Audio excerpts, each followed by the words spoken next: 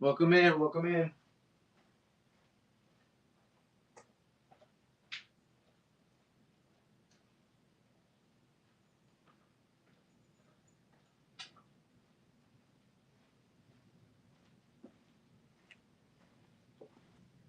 Any Harper? Yeah, I got some Harper. Here. See what I can find for you here.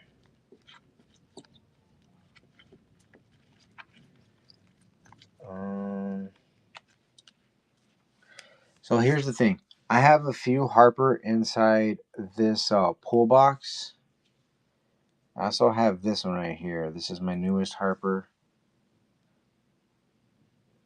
I have new ones like this and my pull box as well.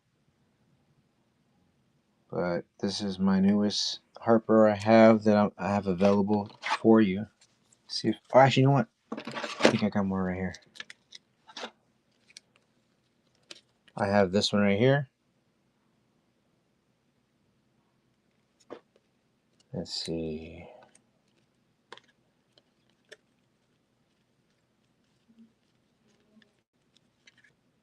All right, the rest of them are going to be in the pull box.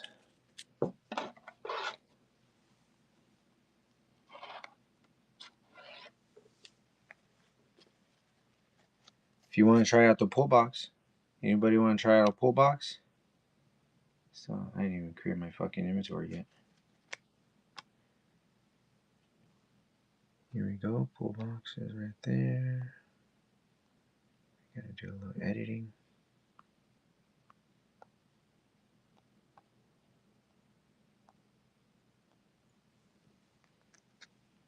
There is actually a lot of Harper in that. I got a few Harpers in there. If you want to give it a shot, every card you see right here in the front are chasers in that pull box. Hey, what up, Cool Beans? What's good, bro? How you doing? Welcome in, welcome in. That's a nice card you showed me this morning, man.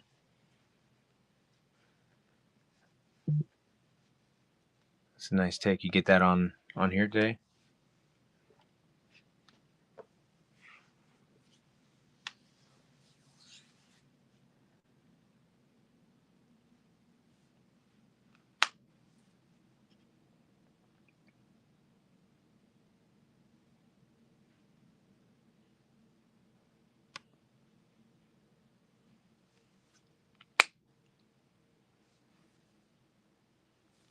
Oh, you're definitely get something from me today? Oh, let me know, man. I got singles. I got this pull box. All these cards right here you see are going to be chasers in that pull box.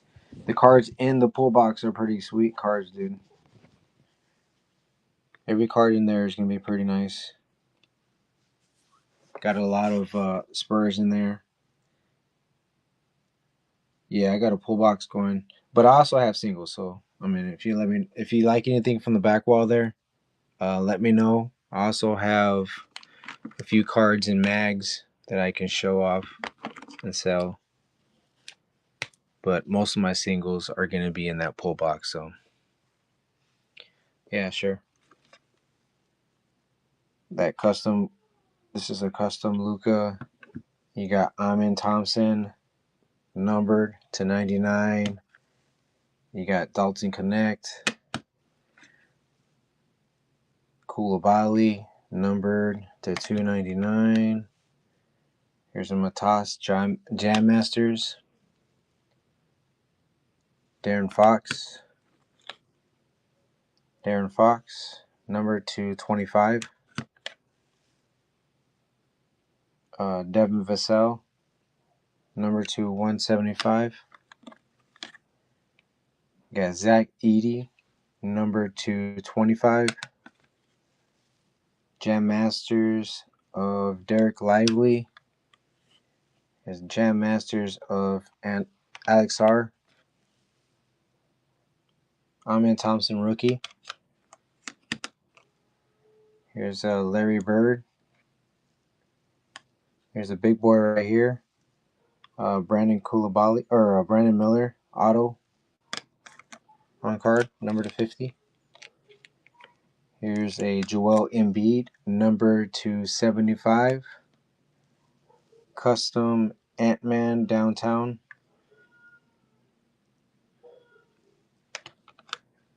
Here is Trae Young, number to 18. Dylan Jones? I'm not sure. I'm not sure of his name. He's not a big name, I'll tell you that.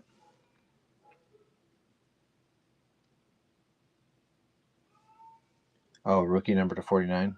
I mean, any rookie number to 49 is a nice card to hold on to, especially if he does something, eventually. Oh, yeah, Dylan Jones. Yeah, I think I remember that name. He might eventually, whenever they need to get rid of some of these guys that they have to pay that they can't. I might eventually do something.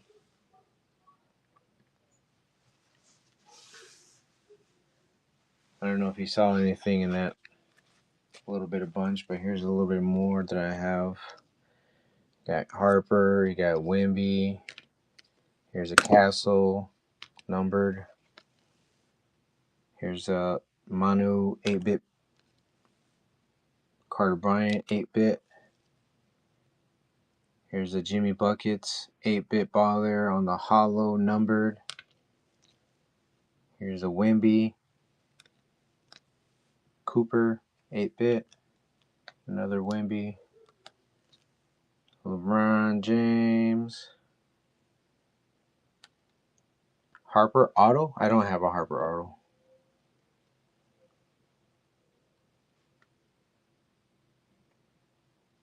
VJ, I feel like I do have some VJ, but it's going to be in that pull box if I do.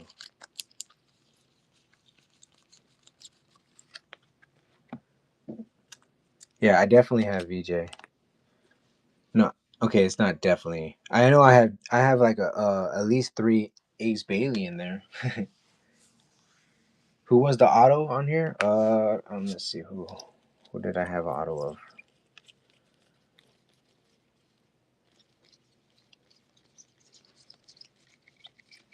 I don't think I had an auto. And in the mags, it was Brandon Miller. It's the only auto I can think of. Yeah, Brandon Miller.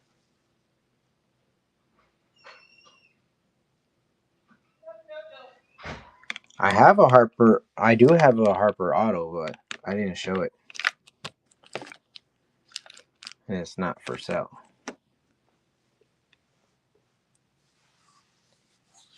I don't think I have a Harper. Yeah, I didn't show a Harper auto.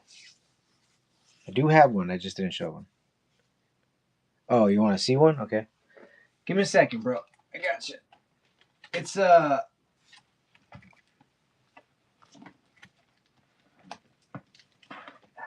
It's Bowman. It's not the Spurs one.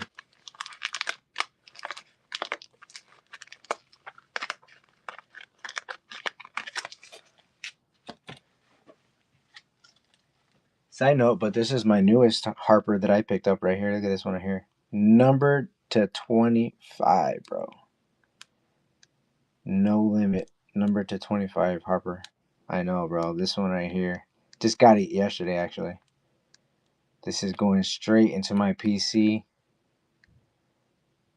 Probably going to grade it. I'm thinking it's a 9, though, because it's like a little smidge here in this corner. Like a very, very light one. Not a smidge, but like a fuzz. I don't think it's quite a 10. Unfortunately. That'd be awesome, though, if I did get a 10 on it. Still trying to find that auto for you. Here's a Carter Bryant auto. Carter Bryant.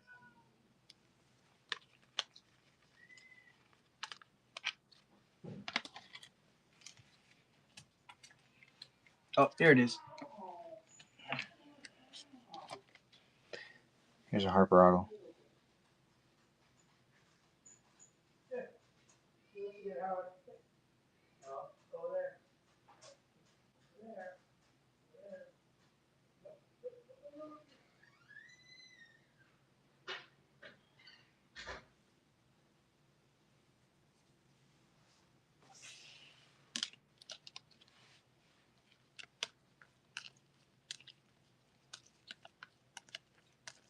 someone in the stack that was an auto.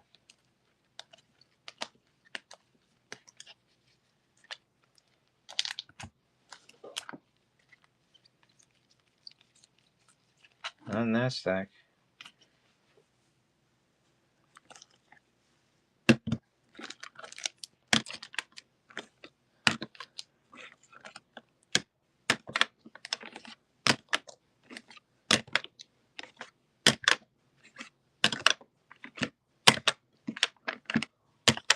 Yeah, that's the only auto I had there.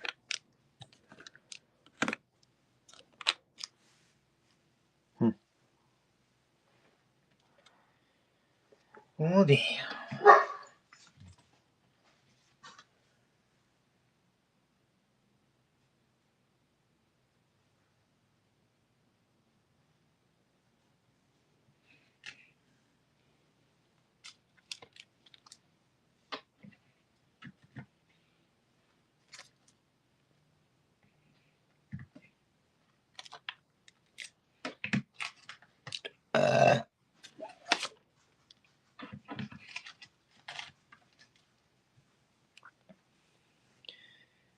What up, guys?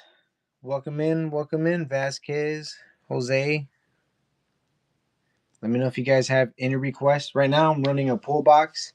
These cards up front right here are all chasers in that pull box. And every card in that pull box is fire, dude. So give it a shot, guys. You're not going to be missing out regardless what you're pulling.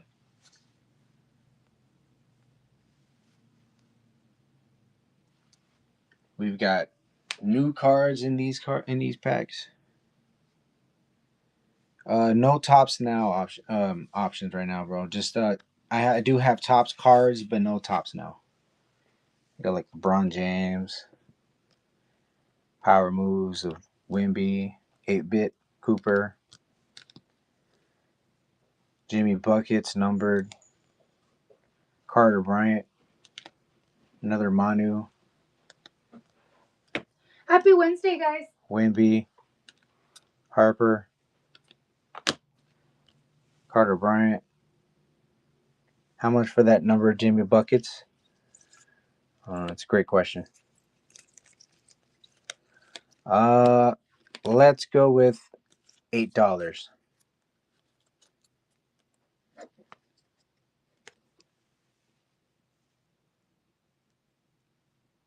Anything for $10? Yeah, I got a few things for $10. A lot. Yeah, let me know, bro. A lot for $10. We can make a lot happen for you for $10. I have a bunch of cards right here. We can pick out like 3 or 4 cards from here for $10. I got you. We can do 3 cards. We can do 4 cards. Yeah. Yeah. They're not gonna be anything big, to be honest with you. But if you see something, let me know. Norman Powell, Josh Giddey. There's Devin Vassell, Furphy. You got Dame Dollar, Jared McCain, Fox, Peja.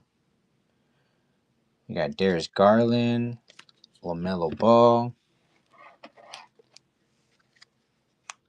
Let me know, guys. These are like starting at $2. So if you see something, I can put it to the side and we can make a little stack for you guys. Sam Merrill, Zach Rusachet, Terrence Mann. Here's a Carter Bryant right here. Keyshawn George, Jalen Williams.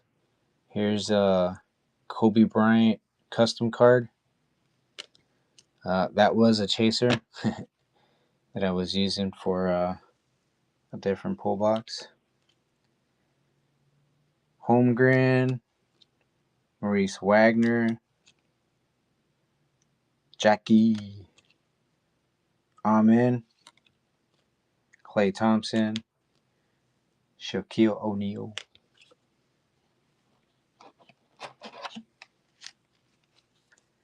We got a monopoly of Scoot Henderson, Tyler Hendricks, Bennett Mathurin, Agent Zero. We got a Jeremy Sochan Christmas card here. We got Juju. Derek White, Josh Hart, Harrison Ingram, KCP, Darren Finley. Got a chaser. Kobe Bryant. And that guy. How much on that Juju? We can do $3 on that Juju. Let me try to find it for you. I can put it to the side if you want it. There should be another Juju in here somewhere too.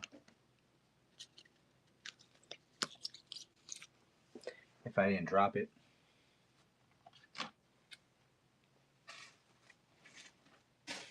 I just dropped one. Bullshit. Alright. The Castle Silver Prism, I'm at 45, but it is China. It is Prism China.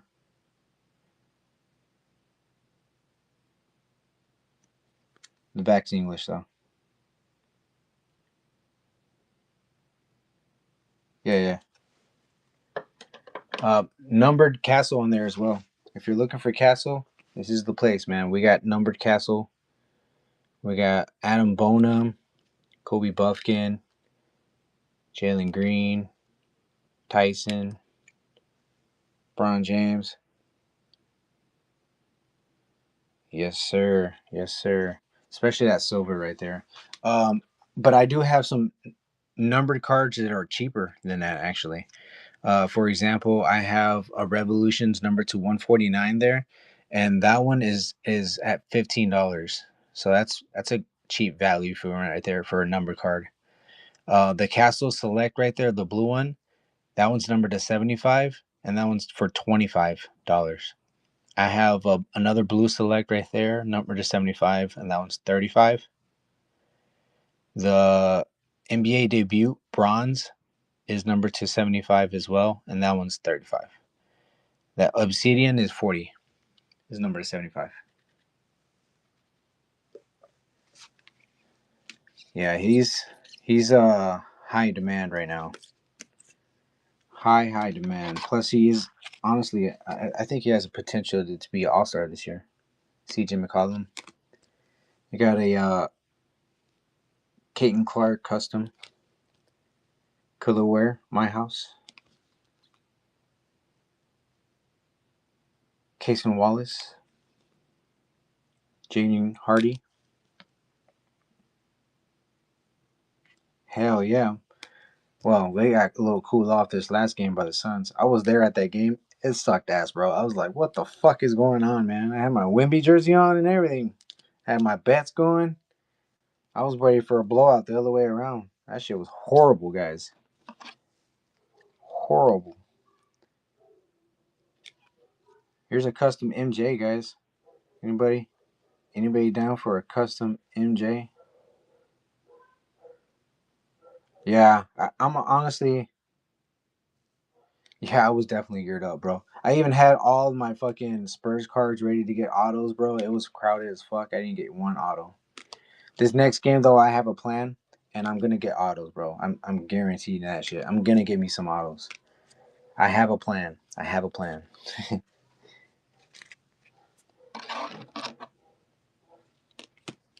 What do you guys think? Should I if you guys stick around, I'll throw these cards up for $1 and let you guys fucking take it down for $1 or battle out for them. What do you think? I'm down. Fuck it. I'm down to do that. If you guys want to do some action of the cards I just showed you guys. Oh, that would be awesome. A Brunson auto? Hell yeah. Did you want that Juju for $3 before I try to do runs?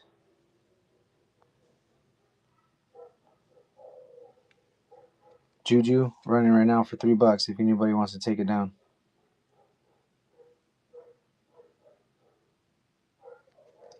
Wait. Could I do two? Oh hell, let's do it. I'll do it for you too. Let's go. Cool beans. All right, and then I'm just gonna start running cards at $1. If you guys want to take them down, you guys can take them down. I'll do a short count on it too for you guys. So it's up there quick. We'll go through a lot of these. See if you guys want to take some down.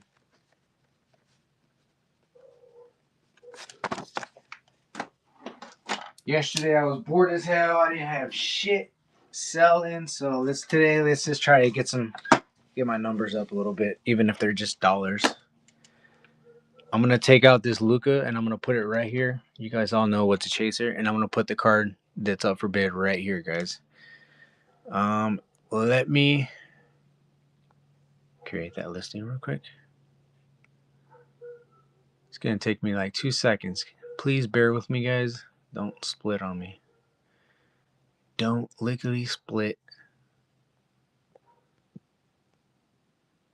It says $2. Let me edit that and put it to $1, guys.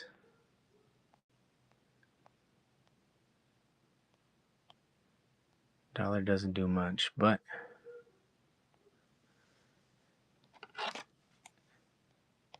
gets us started, right? Gets us day started, gets us something to do. And here we go. First one's running. We got Reggie Jackson for $1, guys. Pink Reggie Jackson. Pink ice. Pink ice Reggie Jackson.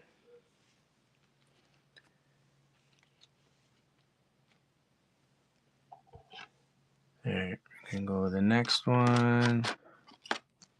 How about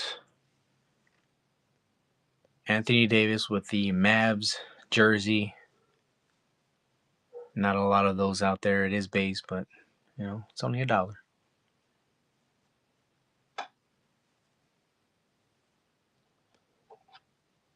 Alright, next one. We got Norman Powell, red cracked ice. Norman Powell, red cracked ice.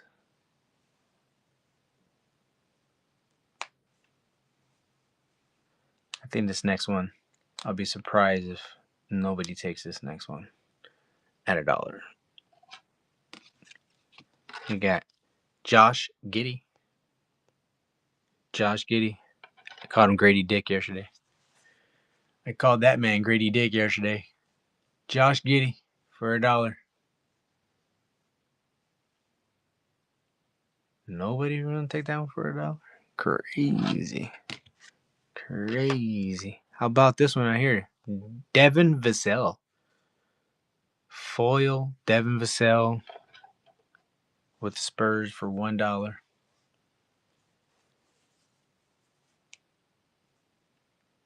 Devin Vassell. All right. Furphy. Johnny Furphy. Anybody want some Furphy action for $1? That man can dunk. White boys can jump. What's up, Wax Noob? Welcome in, bro. Right now, we're just running $1 cards. No, sir. Still got it in here somewhere.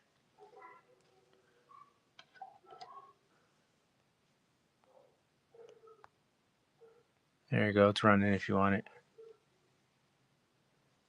Yeah, this one right here is numbered.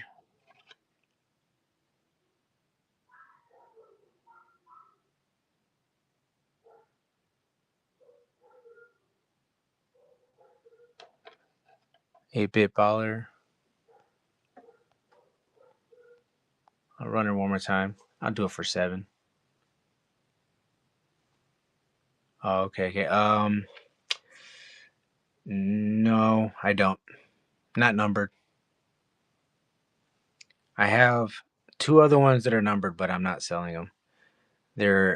It's numbered 20 to 25 Harper, and I have a Carter Bryant numbered to the 2025 numbered one, gold. This one right here is numbered at a 250.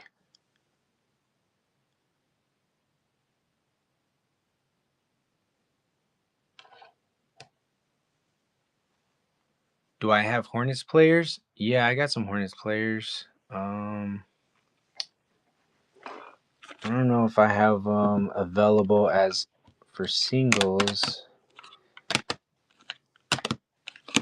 Let's see what I can find right here for you, though. Oh, hey, look at this one. I got this big boy right here. Yeah, I do actually have con, but I believe actually I might have one in here because it's a base one though.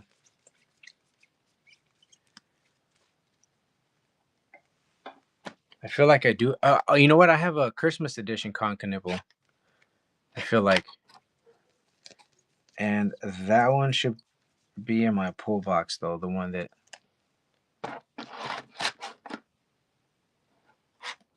Which one? The con? No. This one right here. I'm not running at $1. Absolutely not. I am taking offers on that one. That one last sold for $218.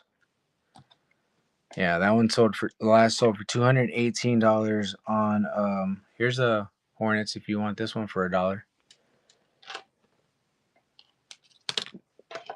218 on eBay.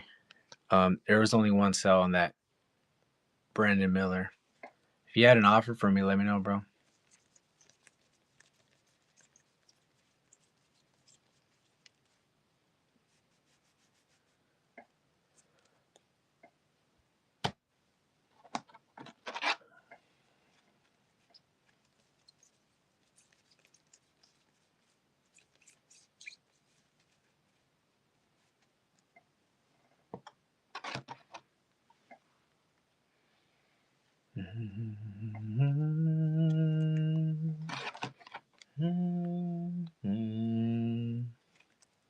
Yeah, that didn't work out. Not even dollar singles, bruh. Bruh. Get rid of that shit. We ain't doing dollar singles. Remove. Bam. Get this out of here. Get this back in there.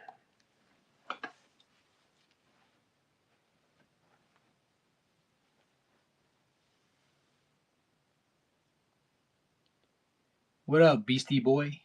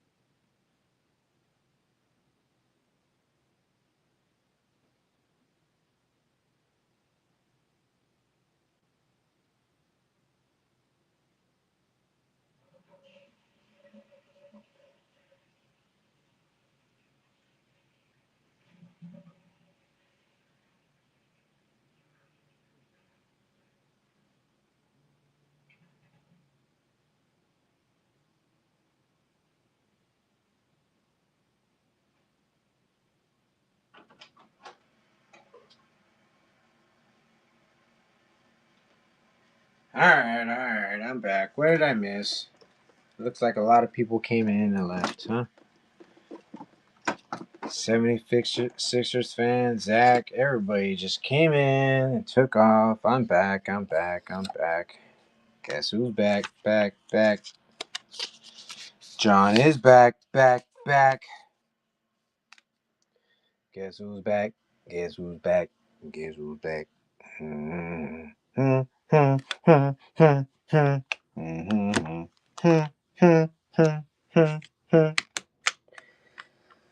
Cause Creator Monster, nobody wants to see Marshall anymore. I'm shady on top liver.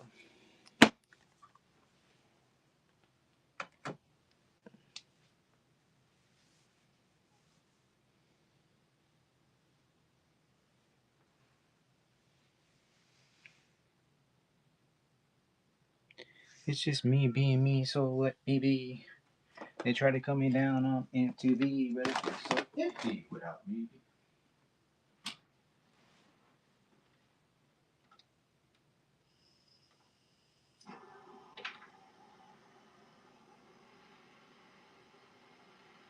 Here's a concept that works. 20 million rappers emerge. No matter how much fish in the sea, it feels so empty without me.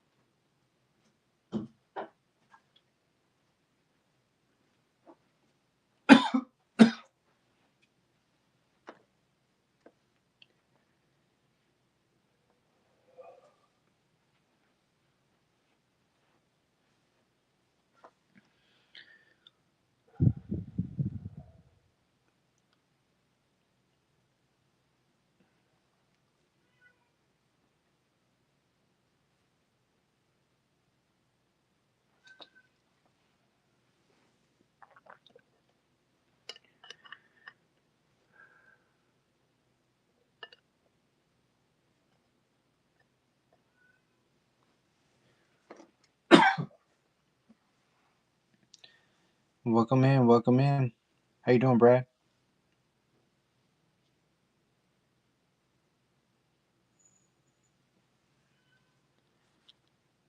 Taking requests. Let me know what you're looking for.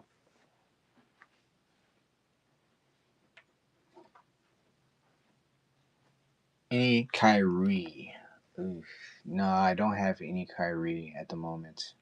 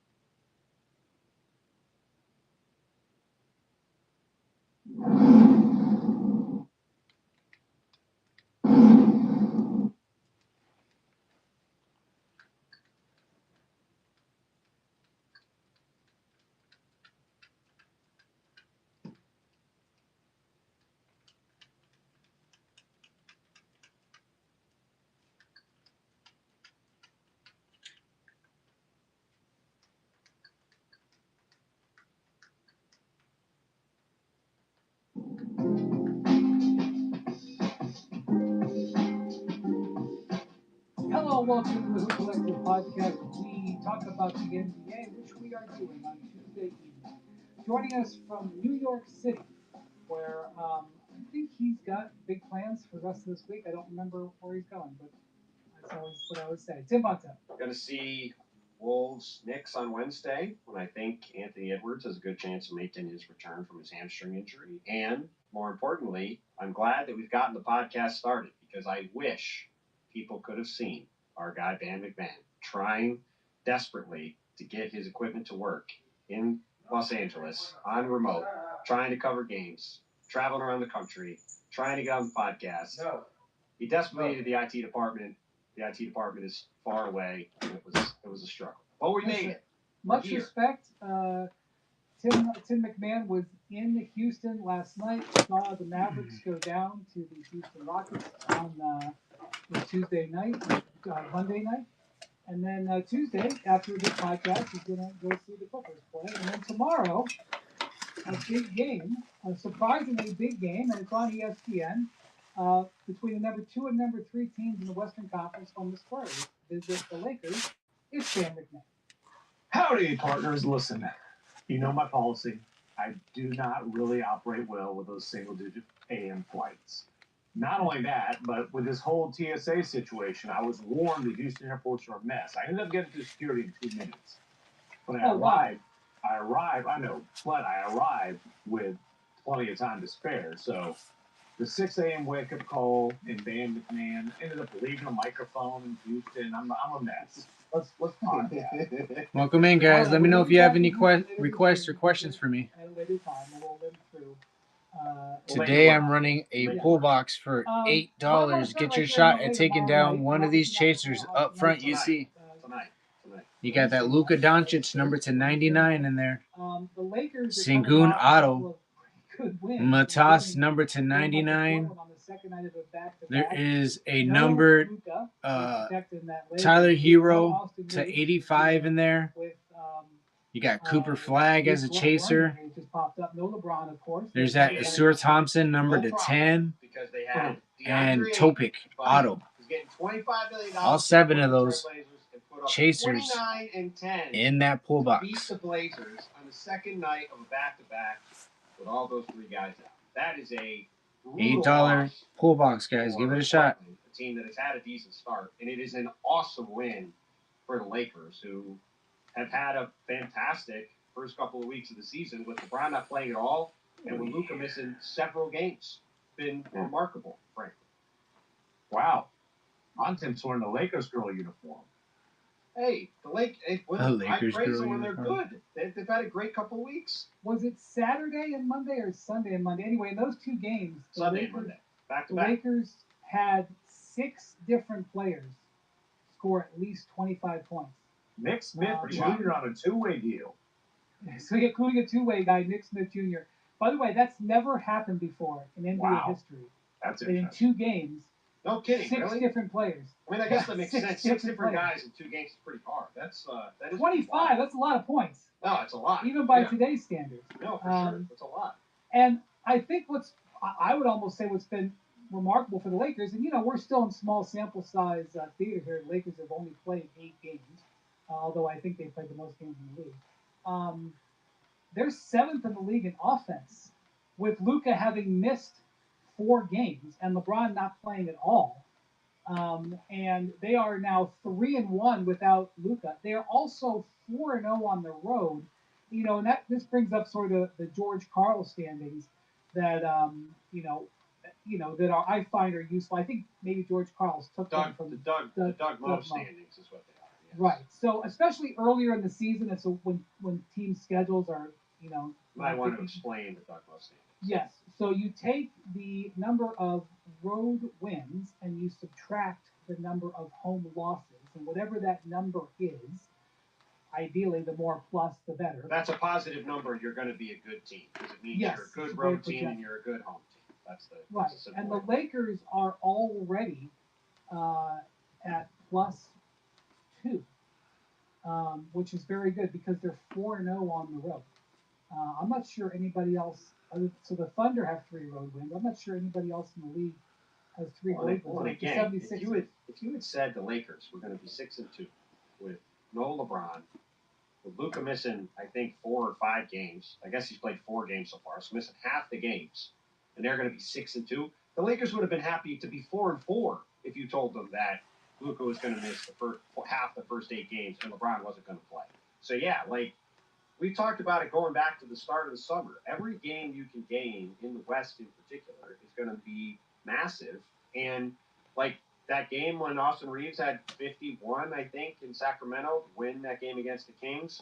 DeAndre winning this game Monday night against the team that's still paying him 3/4 of his salary this year. Like those are the kind of games that could be the difference between the Lakers being 2nd and 3rd, 6th and 7th, 4th and 5th, whatever spot you are in the West. Like that could be the difference between home court advantage in the first round or making the play-in, avoiding the play-in or whatever. So like it's just massive. It's been a massive start. It sets up, like you said, Brian, like obviously Victor in LA was always going to be a juicy game, but the Spurs, despite their dud against the Suns the other night, one of the stranger box scores of the season so far, there's going to be a lot of interest around this game, and it should be a lot of fun to see Luka and Wemby go head to head. Yeah, so McMahon, I also want to see Wembanyama is coming off of his worst game of the season. He had 9 points. 9 points on 4 or 14 shoot. Yeah. And the Suns used an interesting defense in that game. Now, Victor has obviously been a good player for most of his life, and I'm sure he's seen a lot of defenses. I'm sure he's even seen similar to what the Suns did against him in the NBA. But the Suns did do something that I wouldn't be surprised to see teams, especially teams that are smaller, and the Lakers are a smaller team relative to they don't have great depth at center. What the Suns did in that game is, first off, they started out by guarding him. His initial defender was Royce O'Neal. A different guy defended him during the game, but his primary defender was Royce O'Neal, who's obviously a wing. And the other thing that they did was that if there was off, what up, Fish? How you doing, bro? They were trying to create a matchup. Welcome in. The Suns let the screen happen, and they just switched. What's up, Connor? Welcome in, guys. Allen was on him, or even if the Sengun auto is a chaser. What they didn't want was Victor to make. But I also have that Sengun number to 35 up there on the Prism. He's going to be taller than everybody, but they wanted to fight him for position. They didn't want him to get anything easy. And then I'm asking 40 on that one. It's number to 35 from his blind side, so that he wouldn't necessarily know they were coming from. This is not unheard of basketball. What's up, Goblin King? Welcome in, bro. The idea of not playing your absolute tallest player on Victor and just focusing on not letting him get to the spot he wants to get to had some short-term success. I'm sure J.J. Redick and the Lakers watched that film, and whether or not they do it for the full time that the Suns prepared is yet to be seen. But I would suspect they take some things and have throw Victor some of those looks. Yeah, and look, you nailed it as far as they didn't let him get to his spot. And we talked, especially after that game in Dallas when he just absolutely dominated. We talked about the strength that he's added, the core strength, the ability to create contact and not just finish through it, but create an advantage with that. What he was not able to do, though, was get deep post position. So he's catching it uncomfortably above the elbow or outside of the paint. And then there's an immediate double team. Whereas, he's not catching it with a deep seal where he can just turn around and go finish. So, that's something that's probably going to be years of work in the weight room down the road for him to just be able to say, okay, you want to put a little guy on me? I'm going to get exactly where I want to go. Just catch the ball and turn around and finish strong. And, if you're going to play him that way, you got to have somebody that you can hide a center on. Harrison Barnes has had a really good NBA career. Right now, he's a guy you can hide a center on. And the third thing here is the guard play. Stephon Castle is reigning Rookie of the Year off an amazing What up, Mike? He's not necessarily a run-the-team type of point guard. He's a guy he's going to score a lot off of his athleticism, his ability to get out in transition, his ability to drive. But he's not going to be able to take advantage of a defense necessarily that's selling out to stop Victor Wembanyama in a way that you would hope a veteran point guard like De'Aaron Fox can. De'Aaron Fox is close. They haven't put an injury report out for tomorrow. I don't think, or for Wednesday night. I don't think we'll see him quite yet, but his return is that much more important. Not only because I think you're going to see a lot of this style of defense on Wemby moving forward, but also Dylan Harper strained his calf and is going to be out for a little while. A guy who got off to a spectacular start as the number 2 overall pick. He's going to be out weeks. So suddenly we went from how can they play all these guards to, man, boy, they're pretty thin in the backcourt until Fox gets back. Yeah, the Spurs are also a middle of the pack to lower middle of the pack 3-point shooting team thus far. Mm-hmm. Partially because Victor is attacking the paint more, which is good. But Victor's not going to help them a ton in that. Right, but what you're worried about with the Yeah, double he is. teams is giving Yeah, up he could. swing Yeah, threes. And that's the right. Spurs have not. They don't have a lot of demonstrated- shooting. They haven't demonstrated they can punish you that way. So. And De'Aaron Fox isn't fixing that either. Well, in that game Sunday, I do think it's worth pointing out too that Victor got in early foul trouble, and I think that got him off his game a little bit. And again, I think we saw it in the game against the Pelicans. They did win the game, but Zion had some success going right at Victor down the stretch of the game. Victor fouled out of that game in overtime, and what became a win for the Spurs. And look, he's definitely gotten bigger and stronger and more physical, and he's attacking the paint, which has been great to see. But he's still a tall, thin guy, and getting up into his body and being physical with him in his lower half is going to be something that, like you said, it's not a revolutionary strategy, but it was an effective one. And I'm sure, especially with the way the Lakers team is built, they've got a decent number of wing-sized guys. What up, Blazer fan? Welcome in, bro. Like Victor, it's probably better than putting DeAndre Ayton on him instead of having one of those guys on him, DeAndre Ayton back towards the rim or Jackson Hayes back towards the rim. It's probably the most effective way to try to handle him. And also, to your point, I'm fine with a lot of these guys on the Spurs being left open for threes until they prove they're going to knock these shots down. They went 10 for 41 from 3 in that game. Let's see these guys hit shots. The best shooter they have is Devin Vassell, and he was 0 of 6 from 3-point range in that game. And it wasn't just for Wemby. It's like 4 of 14, obviously, that's rough. Only 9 points, but he had 6 turnovers. So, and again, you could sense the frustration just growing and growing and growing to the point where he's trying to force things, and it's leading to turnovers. So, but I'll be honest with you, they still scored 118 points in that game. The shocking thing to me is they gave up 130 points to the Phoenix Suns. And listen, that box score from soup to nuts is one of Hot the seat weirdest cards. box scores of the season. Welcome in. If you'd have said the Spurs are going to lay an egg and lose to the Suns, okay, fine. The fact that the Suns of all teams, again, no disrespect to the Suns, I wouldn't have picked the Suns as the team to hold Victor to 9 points on 4 or 14 shooting with 6 turnovers. Me either. Right? Like, that's not what you would expect. Nor would you necessarily expect Phoenix to put up a buck 30 against San Antonio and against Victor, who did still have 4 blocks in the game. So, Well, compliments to first-year coach Jordan Knott and his staff for putting the game plan together. He gets credit for that and for the Suns executing it. And they have hung around at some games too. Lost to Memphis at the buzzer the other day. They've been competitive. Also, we've talked about what a stud Stephon Castle is defensively. Devin Booker lit him up, and there was some chit chatting going on too. But Book had 27 and 13 and just completely controlled that game on the offensive end against an elite defensive player and an elite defensive team. It came out today. I think Shams reported it. Maybe some others that Darius Garland is in line to make his season debut for the Cavs, hosting the 76ers on Wednesday night. Not sure who's going to play in that game for the 76ers. It is the second night of a back-to-back for them. Feel pretty confident Joel Embiid will not be playing. I think that's true. So we'll see whether that's confirmed by the time this podcast comes out. It's where it's headed that way. He had surgery on his big toe in the offseason, the turf toe. The Cavs need him pretty badly. Not necessarily in this game, although the 76ers are at the top of the list. I don't know how tonight's game with the Bulls will play out. By the way, the battle between the number 1 teams in the Eastern Conference, 5-1 v. 5-1. Who would have guessed that? We all Not called me. that. Oh, I'm smarter than both of you. I went to college as long as you two combined, so it makes sense. I'm Certainly smart. did. No Yeah. argument about that. So the numbers could obviously change a little bit by the way things go tonight, but as we do this podcast, a year ago the Cavs were the number one offense in the league, number two offense all time. This year they're 26th. Now there's a reason in part for that because they haven't had Darius Garland, they haven't had Max Strus, Donovan Mitchell has missed a couple of games. Jared and Allen's been out.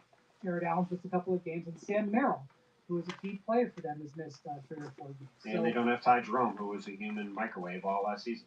Right. So certainly, I'm not trying to say, "Oh my God, how did the bottom fall out?"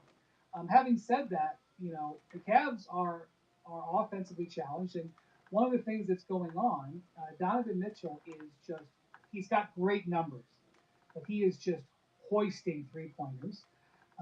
He has made 44% of them so far, and that is why the Cavs are above 500. Quite frankly, he's rescued them in some second halves. They're 4-3. Evan Mobley's usage rate is the highest it's been in his career because they're running stuff through him because they don't have Darius Garland or Ty Jerome. Lonzo Ball has missed some games as well because he's not going to play the second half of back-to-backs, and he's limited on his overall minutes. So they lean on Evan Mobley to be a creator, and it's caused the offense to suffer a little bit. It's not that he's playing terribly, but last year, 43% of Evan Mobley's shots came in the restricted area. He averaged almost 3 dunks a game last year. Had like 170 or something, 180 or I think somebody might have tipped you off to this. I think the other day. Oh, Well, anyway, Bontemps wants full now- credit. Stealing my Now- thunder. I had the chart I said and ready to go. He's using the stats. I had he is now just shooting, I think, 23% of his shots in the restricted area. And Donovan Mitchell, his restricted area shots have dropped by half. He is just hoisting threes. So Well, look, these stats are a couple days old, but the stats that Brian is referring to in part, we talked about the other day. And within 5 feet of the basket, I believe this is through Sunday night's action, Evan Mobley was shooting 27% of his shots from less than 5 feet and 33% of his shots from more than 25 feet. That is not a good balance. Yeah. I'm all for Evan Mobley shooting threes. We have talked a lot in the past about the importance of Evan Mobley becoming a 3-point shooter. I think taking threes is good, but Evan Mobley's taken, at this point, somewhere around 30% of his shots from 5 to 15 feet, 27% of his shots from 5 feet and in, and Hey, what's up, guys? 30% of his Welcome shots in. from more than HB, 25 what's feet. up? That, Good shit, like man. that distribution of his shooting, We got a $7 pull box if you want to give it a shot. Every card you see up get front over the rim. is a chaser in that pull box. Game last year. Obviously, You got some really good Cavs cards are in not those pull the team they boxes as normally well. are. There's a lot of factors in this, but they need Evan Mobley to be a factor at the rim. We talked about Victor Wembanyama in the first segment and the way he has gotten to being the guy in the paint that we've wanted him to be. Evan Mobley's got to have the same sort of balance. Yes, it's good to get some threes up, but he's got to be a guy that's able to take the rim off for the Cavs. And this year it's been a lot of middies and threes, and that's not what you want to see. Welcome in, Well, Angelo. but he's a piece of an offensive puzzle that's missing other major pieces. Let me know if you have any questions for me. We got $7 pull box. Yeah, every card you see up front is a chaser in that pull box. Around, it changes the spacing and the geometry of the court a whole lot. By the way, 192 dunks in 71 games last year. It's almost 3 games, 7 and 7 this year. I can do that math. That is exactly 1 per game. Let me try to clean up the screen and see if that helps. It looks a little blurry. Yeah, he had Look, less I also dunks do this think- season than I had years in college. But I also do think too that I think if you are At 10, Yeah, you want didn't help much. Cast Corner listens to the pod, including our Steve Peter. It is pretty concerning the number of injuries gonna go that Walmart already to a grocery exist with the shopping. Cavs team. Okay. They came into the season with a roster that you looked at and How's said it had going? some injury questions. How you right? guys Like, doing I today? totally get swapping. What's up, out some Alexander? Oh, we're just Ty chilling Jerome right for now. Lonzo Ball. But Lonzo We got Ball's $7 back to pull have box a with championship chasers. season to make sure he's ready He for the said, playoffs. run a He's pull also box. not Run really a pull box. really gonna Do provide it. Appreciate you, that Angelo. offensive lift that Ty Jerome did throughout the season last year. We talked about Strus being out. DeAndre See you Hunter's had take issues down with one his of knee. these chasers, He's bro. just Let me fine. know. Dean Wade's been a guy who is a good player. You want me to start from the left or right? And number 23, Harlan's coming okay. off this toe injury. Let's Left see or how he right? responds. Left. Donovan Mitchell, again, already dealing Let's see with what you got in your hamstring first issues. one. That's something that's been an issue repeatedly. That's 1, down the stretch of 2, the season. It's not 3, great that's happened 4, in November. 5, Obviously, 6, Cavs have won 7, some games here. 8, They're going to get healthy. 9, They're going to be just fine. They had a nice win over the Hawks the other 11, day. But 12, 13, it's not 14, great that we're a couple 15, weeks in and we're talking 6, about 16, national 17, these guys. 18, They've got to have Donovan 19, to 20, win games in the first week of November. 21, Yeah, I 22, think that you know 23. you give them grace because of the injuries. And look, they've got That's a good one. they've got a kind of. You got Wimby on the Christmas new tops. On the weekend, and they have Wimby the Christmas Old Cavs game is new not relevant. tops. That's the team that's in That's a nice first place. card. I mean, Are they? Do they know you got the Nice new take. polls coming or the new box coming? Yeah, I got it. Yeah, Wimby, Wimby. Wimby. A 2-game road trip to Chicago and Cleveland. Chicago is running hot. Cleveland is obviously one of the favorites. But Cleveland and On New the York new are, tops. and That's a nice pull, bro. Atlanta, That's a newly card I just added in there. Orlando play. Also, two teams that are underachieving a little bit. Those are teams that right now would be sort of below the midline when you have. Appreciate you, man. Thank you for stopping in and giving it a try. He'll mail that out today. If anybody else wants to give it a try, guys, we got We'll see how the Cavs do. $7 pull box. Sam Merrill is close. We'll see The chasers in there are the Luka Doncic, number to 99. Give and go, guys. That's a number 99. Give and go gold. Yeah, Jeremy McCain should be playing Tuesday night in Chicago. That's right, Jeremy McCain just had. I wouldn't say $1 cards, but that Wimby wasn't a very big card. I mean, I do another random card, but they're better cards in here. Paul George. I mean, here's a Christmas edition one of Giddy. And we're going to talk about these really quick. I do want to shout out Detroit. They had a really nice win. We briefly mentioned it the other day. Jalen Williams. Jalen Duren had a career high in that game. They come back on Monday. They win in Memphis. We'll talk about the Grizzlies later, but they're off. Amin Thompson, rookie. 5-2 so far. Foil. JD Bickerstaff has those guys playing well. Kate Cunningham completely bounced back, or come back from the way he played last year and carried it over. It looks awesome. And in an Eastern Conference, plus, you got these guys as chasers. You got the Amin, Otto. Detroit is at the ground running, and they've got a chance to put themselves in very good position. Instant impact, Matas, number to 99. Jalen Duren's betting on himself, didn't get an extension done. The Luka. Some people don't think there's that much value in that sort of kind of modern traditional rim running center, and by that I mean a non-stretch center. But man, does he fit well with Cade Cunningham. It's dead, so make sure you charge this. Those guys is awesome, okay. And I just love the power and the force that Duren plays consistently. And then he's also got some finesse about him. I said, do you need Crustables? No, it's okay. I'm high on that dude. Also on Wednesday night, we have a rather interesting game between the Memphis Grizzlies and the Houston Rockets. Rockets, by the way, McMahon, I'm going to say. Did you know he got sent home with this? Not only do they have the top offense in the league, but last year I think they were 21st in the league. Yeah. He's got to do this before he does anything when he gets home. Okay. So at least a couple pages to get this sent back. Which is not something that I thought I was going to see. You thought that Durant would lift them, but Durant's not even shooting that great from three-point range. He's shooting lower than his career average. It's like kind of, Reed Shepherd certainly helping them. Alperen Şengün hitting shots.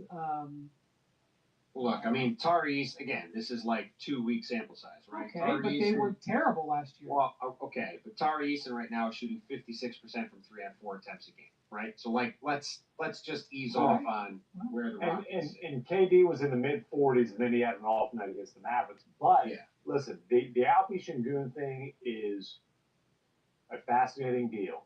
Whether he can maintain, I mean, he's not going to shoot it this well, but if he can be a legitimate three-point threat, what we're seeing with the Rockets is Kevin Durant has come in and given that offense the boost they anticipated, but that's not the only reason they're the number one offense in the league. We are seeing two ascending stars, potential superstars, in Alperen Şengün and Amin Thompson. And by the way, it's not too long ago we'd be talking to people around the league, and they'd be like, I'm not sure the space is going to work with those two guys. I'm not sure those two guys can play together. Not only does the spacing work with those two guys, they have developed phenomenal chemistry, and it's a really interesting deal. Ime Udoka refers to it as unconventional. They don't have their point guard. Fred VanVleet is out with an ACL, unfortunately, and Amin is playing that position, bringing the ball for the majority of the time. But in half court, they're really running everything through Alfie, and a lot of times Amin Thompson, the point guard, will bring it up the floor and then head down to the dunker spot. And man, Alfie knows how to find them down there, and Amin knows how to finish. And I'm just telling you, those two guys in particular are soaring right now. I think they're, we'll see what the Rockets' record is. I think they both might have a chance to be an All-Star this year, in addition to KD.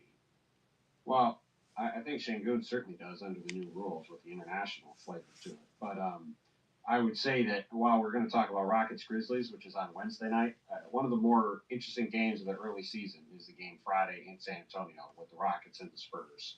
And I want to see how this massive Rockets team handles Victor Wembanyama and how that matchup goes. I think that will be very interesting for a whole host of reasons. After we saw, probably won't. I'm not certain we'll see a better game than the first game of the year between Houston and OKC. But Rockets are off to a great start. Şengün's been great, as you said, Tim, and that one on Friday night is going to be awfully fun. Well, and I guarantee this: Wemby will be up for that one. Not that Wemby's got motivational issues at any point, but there have been times when Şengün has given him the business. And Şengün, man, he's a tough cover. Hey, the biggest bucket of the game last night, Kevin Durant went and stood in the corner, spaced the floor, and Alfie Şengün went one-on-one and made a beautiful spin move in the lane before finishing. He's a top 5 center easy. I mean, I don't want to say he's going to be all NBA. I know that one of those spots has been designated for Ivica Zubac by a certain host of this podcast. But Şengün's playing at an elite level. Tell Ivica that I said hello tonight. Will do. Well, the thing about the Rockets, they just grind it out offensively beyond just the 3-point shooting. They're number one in offensive rebounding. Yeah, I mean, anytime they miss it, there's a 50% chance they're getting the miss, which doesn't hurt. And they're number one in free throws. Yeah. And they're rugged as hell. They are a relentless attacking team. And last year they couldn't shoot at all, but they did grab a ton of rebounds. That's why they were mediocre offensively last year. You had KD. These young guys keep improving. I will say, Rockets have slipped on the defensive end. And I think the challenge for the Rockets is, I'm not saying they'll be the number one offense this year, but maintain elite efficiency offensively, but get back to that rugged, dominant, nasty defensive identity on a consistent basis. And I think that's where you're really missing Fred VanVleet, the communicator, and just the pit bull. Obviously, you're missing Dylan Brooks. Those are the two guys who set the tone for him there. And do you trade Dylan Brooks as part of the KD deal 1,000 times out of 1,000? Yes, but I'm just saying you're missing it there. And I think they really miss VanVleet on the offensive end is the turnovers, which directly affects the defense as well. Yo, what's up, Mondo? So Ja Morant How you doing, bro? I think the headline that we had How goes it? said mum following his suspension when he came back on Monday.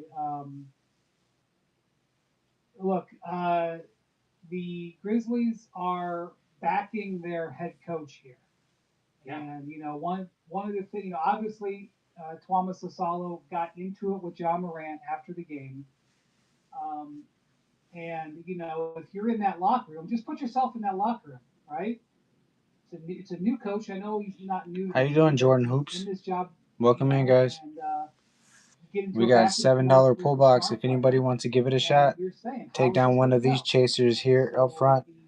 Any of these chasers in the pull box. And I know that in the modern era, everybody's like, okay, well, to start playing just hit that what? The next 10 minutes or the next 20 minutes. Right. What up, Roy? We talked about that on the podcast earlier this week.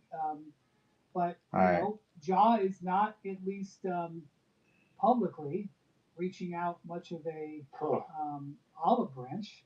I would say Ja put forth Oh, more effort shit. defensively in the second half against the Lakers. than he did Nice, dude. extending an olive branch. Yeah, so That's I pretty guess tight, bro. to be continued. Is that what you would say? Assess this? Look, Ja, we If you guys talked a have lot any about requests, superstar you want to see a players card that up, have the ability see to one of these up cards up crank close, let me know. the temperature or turn it down. Those are singles right there. The temperature's You don't hot. have to chase Ja's those like, guys. "Cool, let it burn." The only chasers are these right here. With the media. And look, the other thing I will say with Ja, even if he wanted to turn the temperature down, even if he was making peace with the Asalo, Ja gets in this thing where either you're a cheerleader or you're the enemy. And it's not the media's job to be a cheerleader. He, like Chris Harrington with the Daily Memphian, asked him a very fair question along the lines of what did you think of your effort in the second half against the Lakers? That's not the exact question, but or do you have any regrets? I think something along those lines. And Josh said, "Oh, that's your home run question. Sounds like bait to me." Like it's essentially saying, "Josh, do you want to take any accountability for what led to the confrontation?" And Ja's answer in so many words is, "No, I don't want to take any accountability." So as long as Ja Morant does not want to take any accountability, you've got issues. There's a fascinating clip, and I mentioned this last podcast. There's a fascinating clip going around. It's called the X's and O's Chat. It's a European-based basketball podcast, and ESL did like a long sit-down interview with him back in January. Well before he was on the Grizzlies staff, but well before he was the head coach. Remember, that was 9 games left of the regular season, and he talks about he came around to this philosophy of, hey, if a player that's worse. a beep hole, That was not a good idea. beep it, That covers that cover. then That covers the fucking guards he's big time. come around to saying, hey, Alright, that's not the better. entire team is hurting everybody there. Everybody sees it. Let's address this head on. And he said, as part of this thing, he said, you're hurting all of us. You're not responsible to me.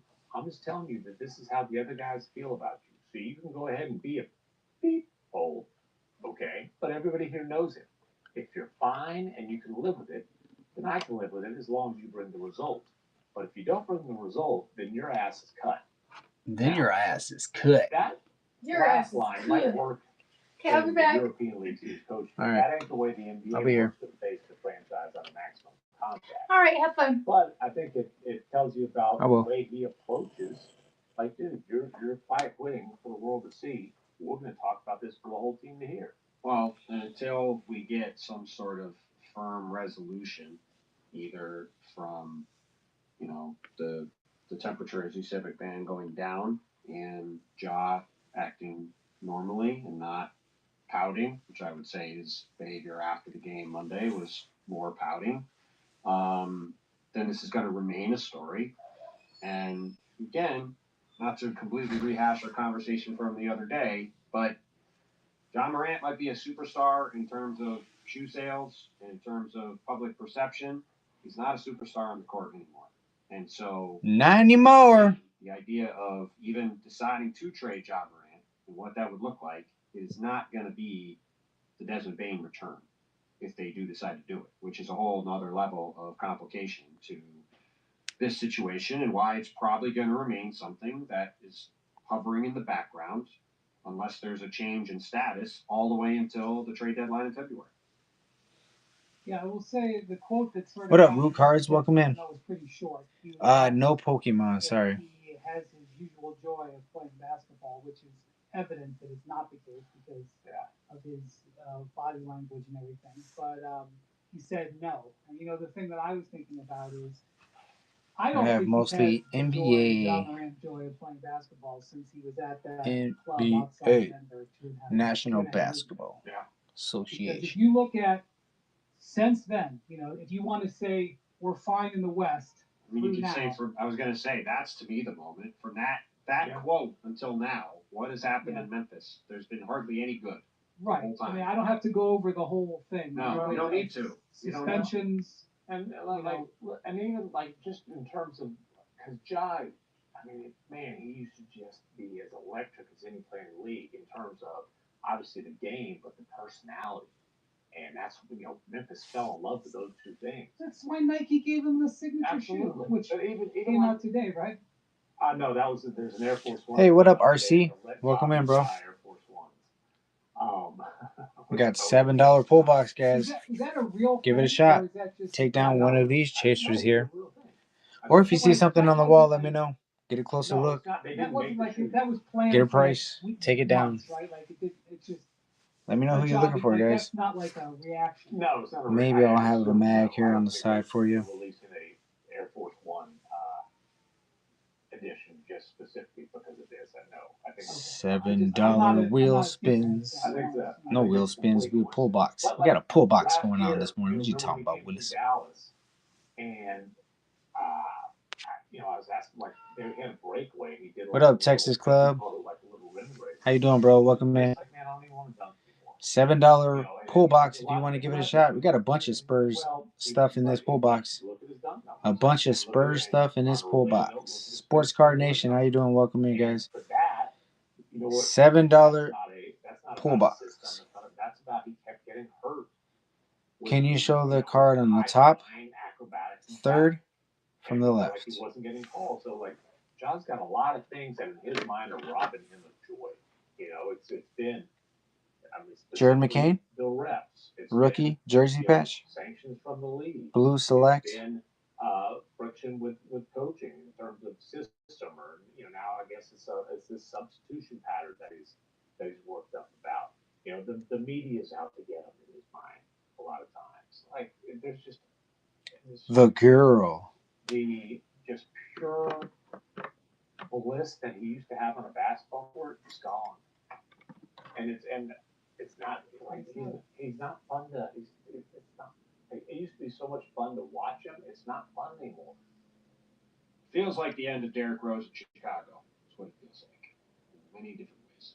I think we should point out, because we don't talk about the Jazz that $12. and we've got a lot of fans in Utah. Cracked ice. Sure do. The Jazz Rookie. won in Boston a couple of days ago. With no Walker Kessler. The Sheriff. I still out with a shoulder issue. A top nickname. I like. Yeah, very good nickname. I will say this: you watch the Jazz; they look like no other team in the NBA. Let's. Appreciate you, RC. They're 3-4. The Wasatch front line. I'm gonna put this in the top loader though, okay? Just to give you a heads up. Turn on the Celtics Jazz game in the fourth quarter on Monday night. While I'm sitting Unless we find some more cards for you. I do have some custom girls basketball if you want to take a look at those. They're pretty cool. I was like, Flying. love. You want to? He was moving. He was moving Listen, quick. I Kevin was Love, on the rip and laid it in. He's got when they wear the mountain uniforms, he's got like the snow-capped peaks in the hair that match. I mean, I'm telling you, I think he's a good fit there. Let me tell you what. That Luka give and go is a chaser in that pull box. Hey, post EuroLeague post EuroBasket. Larry Martin is a different beast. Go on. Custom He's King averaging Clark. 31 points a I got game, another one right here, but this one's cracked 48% ice. shooting, making 4 threes a game on 37% shooting, averaging 7 rebounds. And then I have a Sophie right here, reflector And again, Keontae George. and Lowry reinforcer, like between now and the trade deadline, disco. It's going to be interesting to see what Utah ultimately decides to do. People were all excited about their draft pick Ace Bailey, who's not doing much so far. He's shooting under 30%. Here's a brink right here. But let me talk about Keontae Yeah, they're George, custom cards. Out of These Baylor. are customs. Is this the third Made by year Legendary leak Customs. that we sometimes see? And, The Sophie. don't always expect. I can run it for you right now. Is one of the early stories of the Not NBA. $7, sorry, 22 not $7. games, Well, if you want to take it down. 8 assists. Go ahead. He's only 22 years old. This is a guy who, when he came out, really had a really good summer league. And it was like, oh man, could this guy have been a sleeper in the draft? And then, Appreciate you, RC. as Utah's been mired in the muck. Hold on, I think there's a little bit more now. This is the interesting thing. He's shooting terribly from three. Almost 6 attempts a game. And he's Okay, shooting that's all. 27%. That was that The one right there reason too. His numbers look so good. Of the Is Cameron he's Brink. shooting almost 10 free throws a game and hitting 91%. LeBron James, custom. That is awfully Wemby. interesting. And if he can continue to be that And good and that able to get to the rim and I'll let you pick one. line, like the shooting. I have in VJ question and Castle, doesn't yes, sir. matter as much if he's going to be a consistent RC, pick one, in bro. terms of drawing fouls and getting to the line. That is an eye-popping number, 9.6 free throw attempts per game. That is something I'm going to be monitoring because if that continues, like, you know, that's something that's really sustainable and could be the foundation of something pretty interesting. Well, and I don't know the official hashtag muscle watch on him in terms of the weight, but like his arms are clearly Maybe not. significantly bigger. You don't want no pick one? He came into the league as a slight kid. Like, I don't know if he could grow a mustache when he came in the league. And he's put in a lot of work. And look, he's also been coached hard by Will Hardy. Jay Lace, did you want to see those no free minutes. VJ and Castles? Last year was a nightmare from a player development standpoint. Yeah. Okay. So the Castles, I can show you. The VJs, unfortunately, I cannot show you. They're in the pull box, and there's also more Castles in there that I can't show you. But the Castles I can show you are these shelves right here that I am selling singles of. Most of them are numbered. I'm gonna start with the cheapest one, cheapest card I have on here, and then we'll work our way up. Okay. So that would be this one right here. I'm asking $12 on this one here. $12. Stephen Castle photo finish. Here are the top 10 guys by Photogenic per game going into Tuesday night. Zion Williamson, Giannis, Windows favorite Austin Reeves. Before I show you that one, there's this one here too. Deontay George, Tyrese Maxey, Kevin Durant, Pascal Siakam, Devin Booker, and Jimmy Butler's 11. So that one's $12. This one is $12 as well. Numbered You're getting the line to 285. Numbered to 285. That's a real game changer. $12 as well. I'm awfully curious. And then you have this Revolutions right here, numbered to 149. Castle numbered to 149 for $15. 18.1 free throw attempts per game. There's only one. And then you have this Castle right here, Blue Select, numbered to 75, and I'm asking 25 on this one. 25. Blue Select. And again, it's very hard to have consistent offense, even if you have a bunch of shooters. And then I have this Blue Select right here, By the way, numbered to 75 as well. Second on the print. I'm asking 35. I'd like to talk about Keyshawn George from the Wizards. Keyshawn.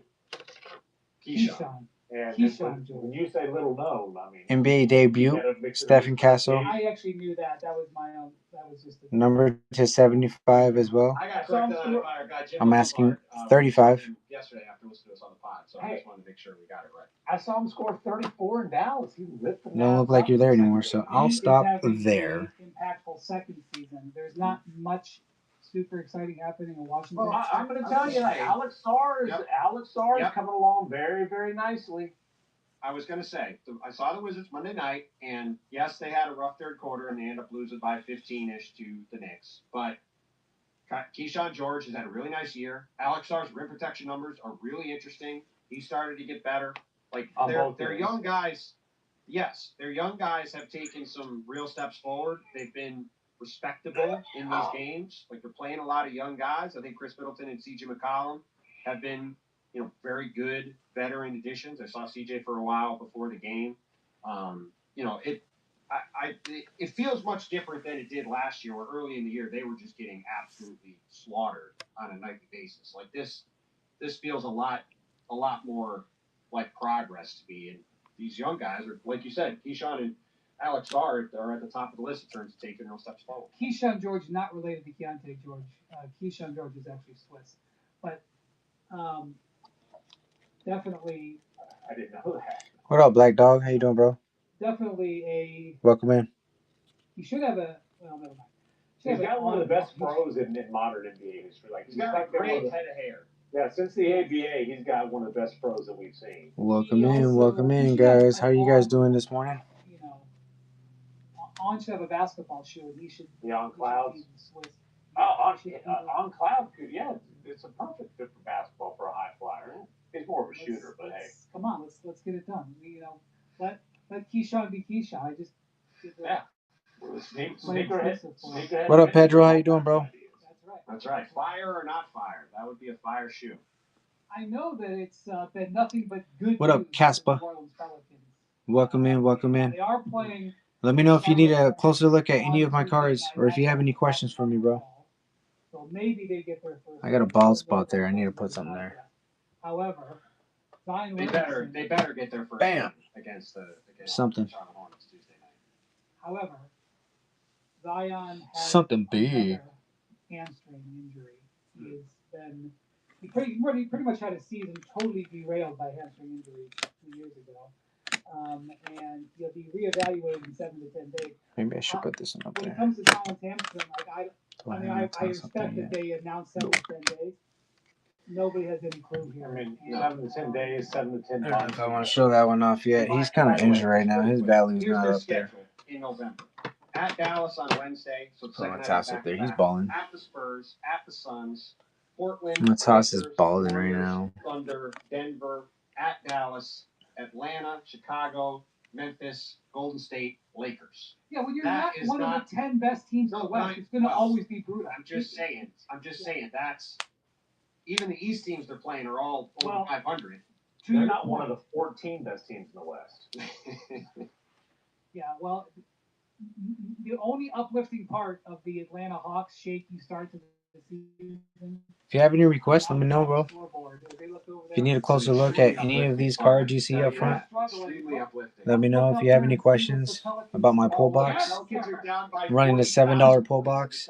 These cards up front right here are chasers. That's Luka number to 99. You got Sengun auto. That's Matas number to 99. They gotta Topic get Scanning auto. They gotta get it. Asur Thompson number to 10. Gold gold. All right. Thank you very much to Mr. Dunris. McMahon. Thank you very much to Mr. Von Thames. Thank you very much to Jackson, our producer. Thank you for watching and listening. Cooper to the Collective. We'll be back Flag. at the end of the week. Thank you, Mr. Winterhurst. Mr. Cooper Flag.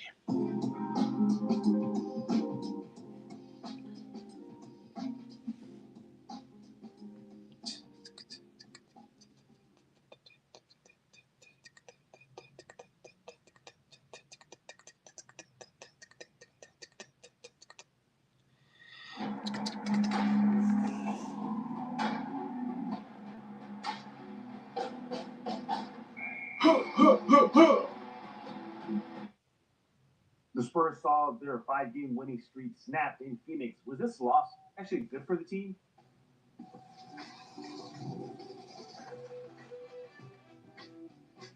You are Locked On Spurs, your daily San Antonio Spurs podcast, part of the Locked On podcast. Welcome, OG. Your team every day.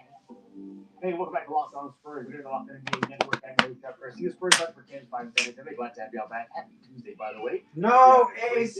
not going outside, Game Time. You want to go download the Game Time app, create an account, use code Locked On NBA. That would be $20 off your first purchase. So what are we talking about today? We look back at the Spurs loss on the road to the Suns. Is it a good loss? How do the players react? What did the Suns do to slow down Wemby? He had himself one of his worst outings in his young career. We're talking about all that and how. Look, we get it. They're not going to win all 82 games. It never happens, right? But some of the players, they're talking pretty good about the loss. At least one player in particular, we're going to highlight his quote and then talk about the injury that happened during that game to Dylan Harper. What does it mean for the Spurs moving forward?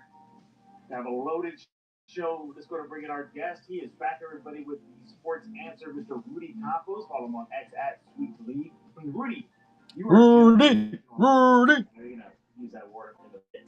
So heads up, everybody. Rudy might be on 1 seconds. How's it going, buddy? It's going good. And, you know, I never use generational, not even in my own terms. I'm not generational at all. So, yeah, you're going to put me on the hot seat again, and that's, of course, going to cause all this controversy. You did it to yourself. You did it to yourself. You brought it up to me the other night. So, but we have to talk about it. We have to talk about it. We're going to talk about that and more. Again, he's with the Sports Answer. Check it out on YouTube. Just type in the Sports Answer. Subscribe. He'll talk about that in just a few minutes. All right, Rudy. Let's go back to Sunday, and the Spurs picked up their first loss of the season to the Suns. I think at one point the Spurs were down by 30-ish points. I mean, you got ugly. No permanent. It got ugly. Suns pretty much made every open shot. Wemby was a non-factor. Yeah, I never thought I would say that in the game, but yes, Wemby was a non-factor, scoring just 2 points in the first half. Yeah, it was wild. Yeah, the injury to What up, Piper? How you doing, bro? Steph Castle was the shining brightest player, but overall, I think Got a $7 pull box with these cards right here as chasers, and these cards right here are up for grabs as singles. If you want to close look at any of them, let me know. If you have any other requests, I can try to see if I have anything on the side here for you. I think the loss was good for the Spurs because it added in some humility. I think they needed to be humbled a bit. I think they needed to understand that they can't just walk on the court because we got Wemby, we can beat everybody. I think this type of loss and how they lost is good for the team and their maturity. What do you think? Yeah, I totally agree with you on that. You know, the thing is that it The shows thing that the is, guys I are don't on give the. a fuck. He's not necessarily injured list, but are out right now. How important those guys are. But you have Wemby with an off night the way that he did. This is where a guy like Luke Cornett, Kelly Olynyk come in. They are able to provide maybe some type of spark. You saw a little bit of how there was some trouble up in guard position. This is where De'Aaron Fox is in, that veteran leadership that you would need. So these are the types of games where, yes, it's very humbling, very humiliating, but it's a good loss. You have to understand you got to learn to lose before you can win. These are bumps in the road. So they're not going to win 82 games. Obviously, you're not going to go 82-0. But again, you know, it's losses like this that you have to learn from. Overall, I tell you, cats, I tell you. Night overall by the Spurs. It's going to My connection is poor. Technically, you're going to get bored, you know, playing 82 games in a year. Brandon, So this is just a game. Can you hear me? You know what? 5-game winning streak, you get that first. Got a loss. $7 pull box if you can. This team getting into that Lakers game, so who knows what it could be. It's not Take a big your deal. shot at taking down one of these chasers. Or if you have any questions about any of these guys right here, let me know if you need a closer look. Now they're 5-1 on the season. Those are singles. Tomorrow, No chasing Los on Angeles those. versus the Lakers. We'll talk about that in just a few seconds. But what I took away from this is that it didn't really rattle their psyche too much. Heading into the road trip, this 2-game road trip, they were aware that, look, there may be some losses down the horizon, and we proved it the other night in Phoenix. They were aware that they're going to have some couple of tough outings. Devin Vassell, after one of the first 5 games of the wins, even said, we know we got a road trip against the Suns and the Lakers. So they saw that coming. I'm glad they were aware of it. But it's not just you and me, Rudy, that see the good in the bad, the good in a loss. Even Stephon Castle. And I'm going to bring up Stephon Castle, Rudy, because on the Lockdown Spurs roundtable show that we do, how dare I bring up that the Spurs need to get a loss to add in some humility, right? I got Spurs fans coming at me saying, wow, you're not a true Spurs fan because you don't want them to go 82-0. Not that. I just think this bodes well for a young team that was riding high.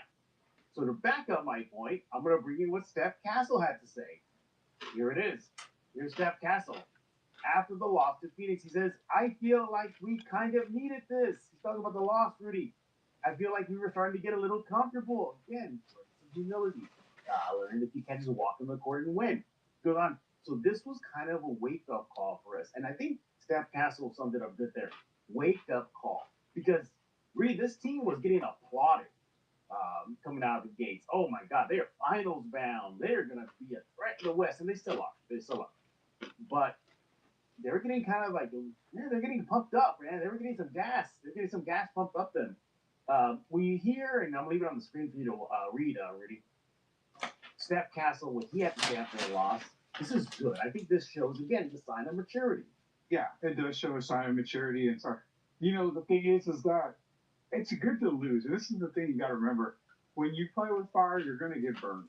And they have been playing with fire lately. Let's not, let's be real. They got away with the win with Brooklyn. They got away with the win when it came to Miami. They had some close calls. Eventually, those games were going to catch up to them, and they were going to get burned with the fire they were playing with. It's a very, very good quote by Stefan Castle. You got to bring it down sometimes. You're thinking MVP, and if NBA, Spurs fans are thinking NBA Finals, you are way ahead of schedule because this team really is not finals bound just yet. But Right. again, they've got to get through these losses. They got to understand, hey, we're 5-0, we're world beaters. We are tied with OKC atop the Western Conference. We can conquer anything. Well, no, not all the times. Because not only that, you have a long 82-game season. You're going to continue. You're going to have bad nights. You're going to have good nights. You're going to have nights where you're tested. This was a night where it was just nothing was working at all for the Spurs. But again, if you are an NBA guy, you saw this coming with the last few games that they were playing. They were, being dominated by teams like Brooklyn. They were being dominated teams by a short staff Miami Heat squad. So you saw the struggles already. They were lucky to get those wins, and it just kind of caught up to them here in Phoenix. No, I'm glad you brought that up. Sure, the Spurs had a 5-0 start, but if you dig deeper into those 5 wins, an overtime game versus the Pelicans, uh, blowing a 20-something lead to the Nets. There were already signs of, hey, there's still work that needs to be done. Now, good for them. I guess the biggest sign is obviously that the W, and they were able to find a way to win. That is good. So the good outweighs the bad in those first 5 wins. But in the loss, I think it just also showed them that this is still a team that is a little work in progress. One, they got to bring the intensity every night. After the game versus the Suns, Mitch Johnson said, you come out flat against a team like the Suns, well, guess what's going to happen? You're going to lose. So again, a learning lesson for this young team. Let's do these lessons now, early, so they don't bite them in the butt when it matters. And hopefully it will matter when this comes to playoffs. This team playing, not playing, postseason as far as 1 through 6 slots in the West, all that good stuff. But credit to Steph Castle, he led the team with 26 points in the loss. That really was a good moment there. Yeah, I like the fact that he was really beefing with Devin Booker. Those guys were jawing the whole night. That was good to see. But one player didn't really bring his A game. That was Victor Wembanyama. When we get back, did the Suns expose how to handle Wemby? Is the book out? Talk about that right here on Locked On Spurs with Rudy Campos of the Sports Answer. Okay, let's talk about game time. Basketball season is officially here. Nothing beats being in the arena for those opening games. What's the deal? Getting tickets can be a slow headache. Waiting queues, surprise fees, prices that jump right out before checkout. Hey, it's easy to get frustrated when it's all you want to do is just cheer on your team. That's where Game Time comes in. The app gives fans the advantage. It's your ultimate life hack for scoring amazing NBA tickets, fast, easy, and free. You can use the Game Time app to grab seats for your San Antonio Spurs. Really simple. You get the great seats in minutes. You'll love what you see because there are no hidden fees at checkout. You can even look exactly at your view before you even buy the tickets with their in-app seat view feature. Their zone deals are a game changer. You pick the section, Game Time picks your seats, and you say big. You can even find NBA tickets for under $25. Take the guesswork out of buying NBA tickets with Game Time. Download Game Time app, create an account, use code LOCKEDONNBA for $20 off your first purchase. Terms apply. That's code LOCKEDONNBA for $20 off. Swipe, tap, ticket, go. The forecast, plenty of sunshine through today. We should reach our normal high. Cloudy and windy today with gusts up to 40 miles. Showers and thunderstorms today with strong southwesterly wind. A Terry bag. Shop now at CoachOutlet.com. Every time I open that spreadsheet, my soul left my body. I had that too, but I switched to Pipedrive. This is how I always pictured sales in my head. I didn't know it could be so organized. Leave spreadsheets behind. Discover Pipedrive Sales CRM. Life can get messy. At Superstar Car Lot,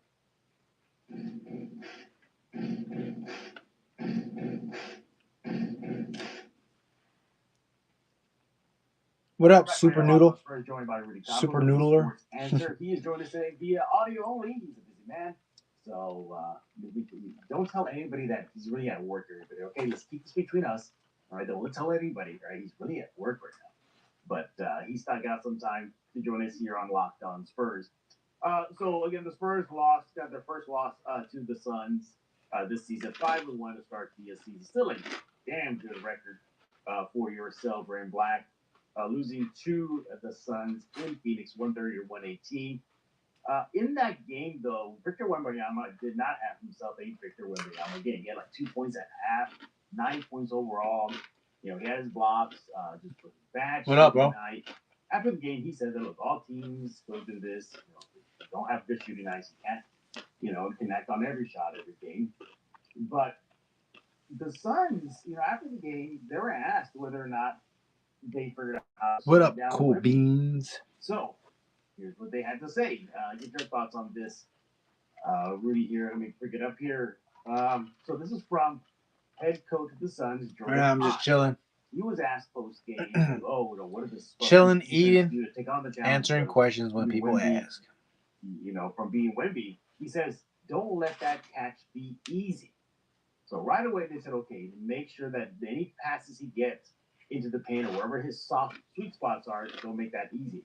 He said, go on to say, quote, tonight was a good test how we protect the paint.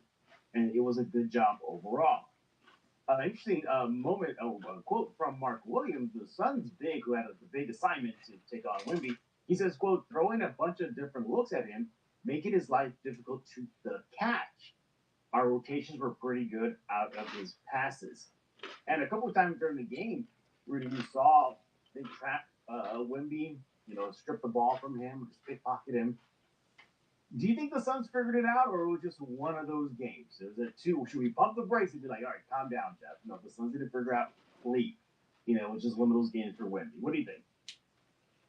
So physicality has always been the biggest thing when it came to Wemby. If you're going to play against him, you got to be really physical against him. Now, he did bulk up. He did add weight. He did a lot of off-season training, which we have seen him being more physical and able to take more physicality. But it's kind of like what the Phoenix Suns said. You've got to deny his entry pass. You got to make it tough for him to catch the ball. Once he does, you kind of got to trap him. So it's always kind of like back in the day. I'm going to go way old school here with the Golden State Warriors when Rick Barry was the guy there. If you could take Rick Barry and have the rest of the team beat you, you kind of took that as a win right there. Similar to what we saw Phoenix do. In other words, we're not going to let Wemby beat us. He's already an MVP candidate throughout the season. We're not going to let him beat us. Hey, you guys around him, Steph Castle, Dylan Harper, you guys are going to have to beat us if you want to get this W.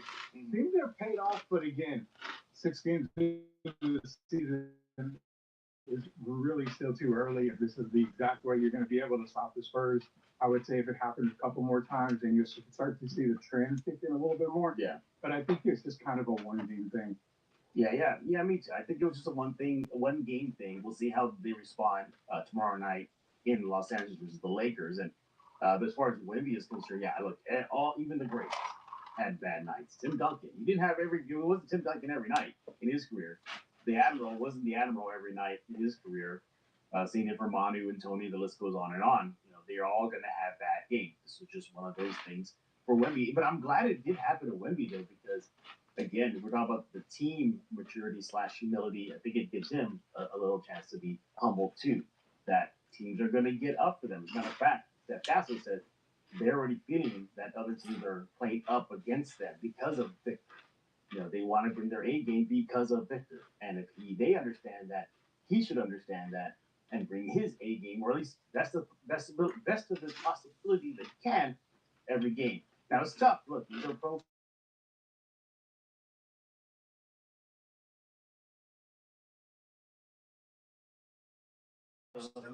We're just physically tired back to back, so we're using the NBA season. You got to bring it, and I think that's what you're going to see throughout the season, Rudy.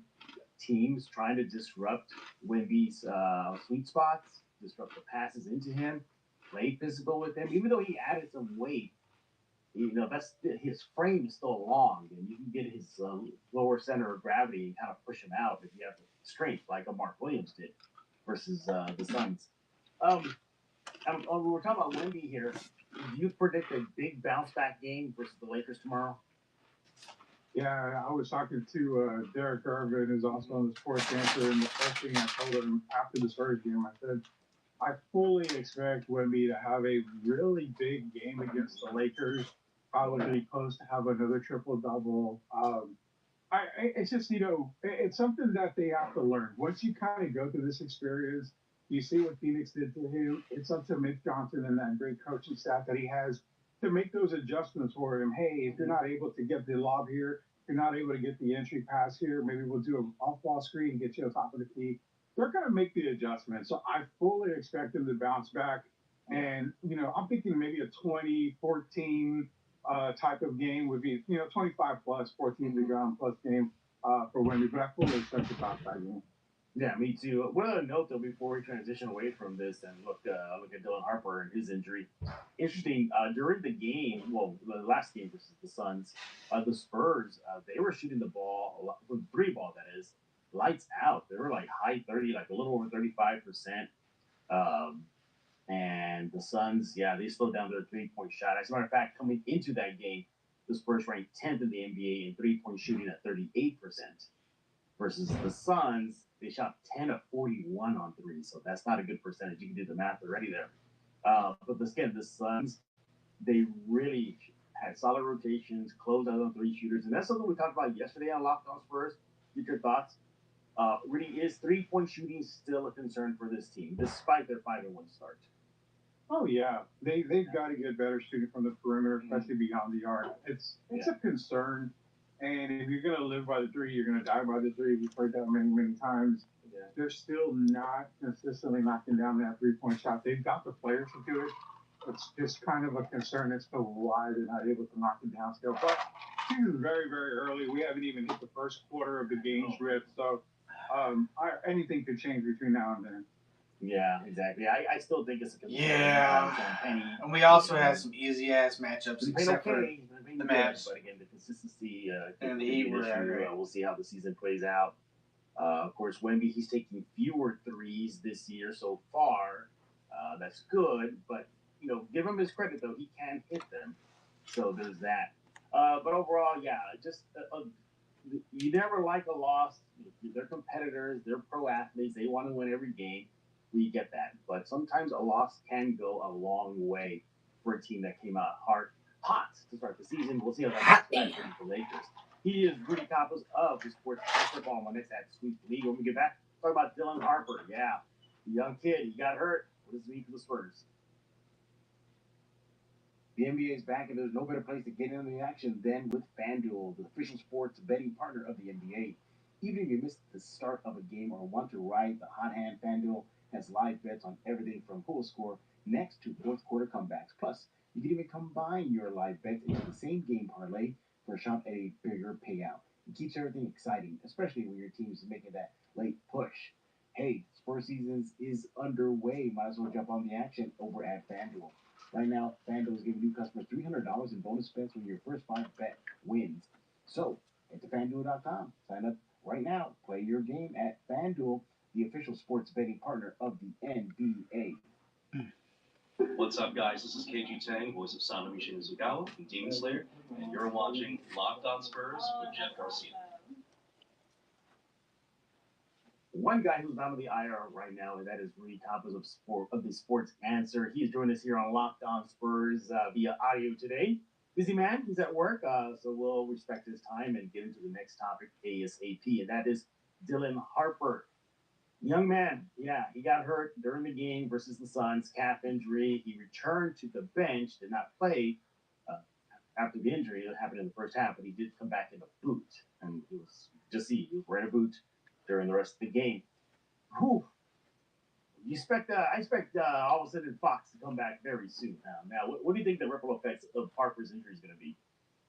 It shouldn't be too bad. I think it was more just a precautious type of thing. It's kind of the same thing he went through when he was at Rutgers. I think he had a foot injury at that time, and he was in a boot for a while. But repercussion-wise, I don't see any repercussions from it. I think they're going to maybe give him a few games off, or just kind of get healed and repaired, ready to go. But I think we may see De'Aaron Fox here in the next couple of games. So couldn't really be too concerned with it unless something comes out in the next day or so that this injury is a lot more serious than expected. I don't see very much happening at all. He's going to bounce back. He's ready to go. I think it's just more of a precautionary now. Yeah, after the loss to the Suns, Steph Castle was asked his thoughts on Harper, and one, he said he didn't see the injury, and two, he said he expects him to play tomorrow night versus the Lakers. But again, he's not the team doctors, he's not the coaching staff to make that decision. Matter of fact, he said he goes, I didn't even know how to answer that question. So he expects his teammate to be on the court, but I think the type of injury, that calf injury, could be an issue. What up, Rogers? How you doing, bro? Let him rest. I'm not Welcome in. surprised if he does not play. Taking requests. I also have a $7 pull box if you want to give it a shot. Take down one of these chasers right here. That Luka is a gold give and go number to 99. That is a chaser. That is a chaser in that pull box. Every card you see right here up front is a chaser. But overall, that Matas is numbered to 99. Sengun is an auto. You got Topic auto. Asur Thompson numbered to 10. Gold. And you got that Cooper Flag. And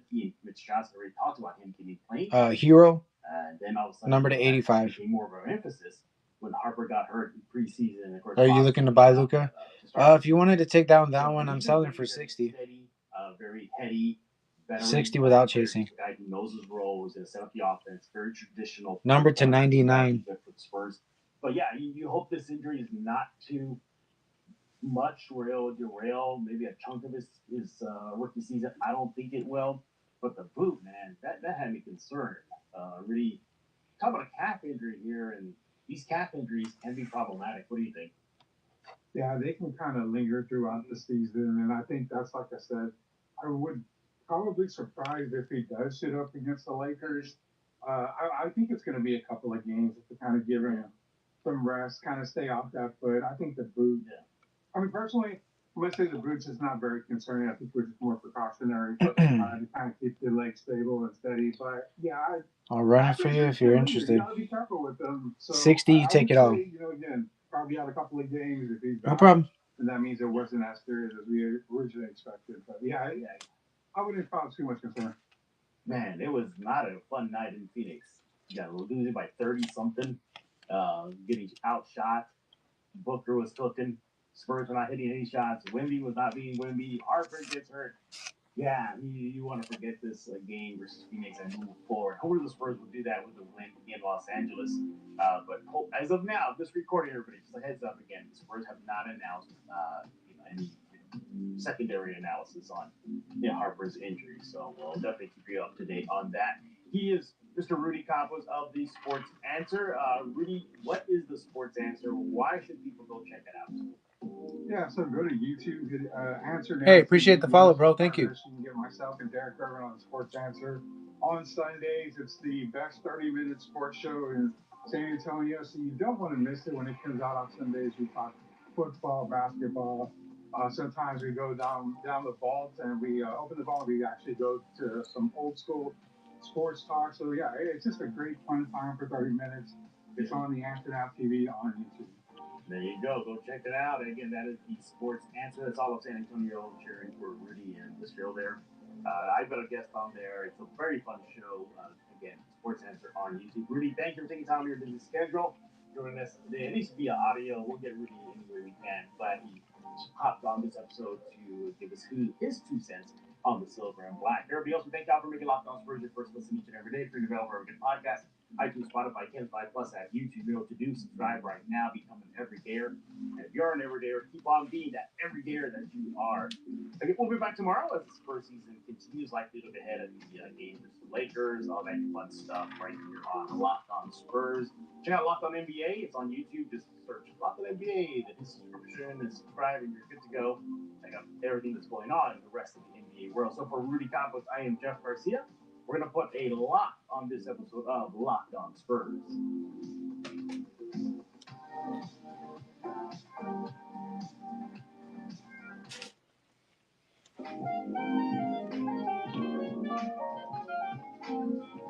$7 pull box, guys. Let's chase these chasers, guys. Luka, number to 99 is the big grab here. That's the big chaser.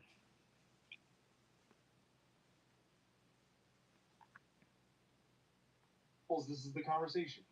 They are one team with Joel Embiid, and they are a different team when he's on the bench. And No. don't I don't give a fuck about no goddamn Philadelphia 76ers. Get the fuck out of here with that shit. Sorry, my bad. Spurs take on the Lakers tonight in Los Angeles, and the Spurs are getting used to something that they haven't felt in a while, and that is being targeted. That guy. Are you that guy? Are you that guy that's gonna buy all my cards for me? Locked On Spurs. That Daily guy? San Antonio Spurs podcast, part of the Locked On Podcast Network. Your team every day. What is going on, Spurs fans? Welcome back to Locked On Spurs. You're in the Locked On NBA Network. I'm your host, Jeff Garcia. I'll tell you though, 21 is my favorite number too. I hope you're having a great day. And as always, 21 is my favorite number too. Free to bill wherever we get podcasts. Here's what to do. Subscribe right now over at iTunes, Spotify, Spotify Plus, at YouTube. What is that? Just subscribe. Become an everydayer. If you are an everydayer, keep on being $7 pull box. Today's episode is brought to you by FanDuel. If you want to give it a try, $7 pull box, you can pick number 21. It's both of our favorite numbers. It might be a good one. What are we talking about today? Might be meant to be. Tonight's game, Spurs, Lakers. Can the Spurs Who do you? from that ugly loss in Phoenix? Hopefully they can. We're going to break that down, look at some stats, and then talk about something that Steph Castle brought up after the loss versus Phoenix. Is that he's seeing that, hey, we're kind of targets now. When was the last time you heard that, Spurs fans? Your silver and black are targets? Yeah, so we're going to react to that. Why he thinks the team is being targeted. And is this is the next step or a step in the evolution of this Spurs team to become one of the best in the NBA. And the latest on Dylan Harper's injury, the Spurs officially announced what happened. We're going to talk about that in just a few seconds. We're going to bring our guest. He is back, everybody, Mr. Devin Brown, my teammate here at the Locked On Spurs family. He hosts, or co-host of the Locked On Spurs postcast. You can find every game, including tonight. Tonight, yeah. Catch him and Casey tonight after the Lakers game. And are the fans taking it easy on you, Devin? Are they taking it easy on you? They're not giving you too much, you know what?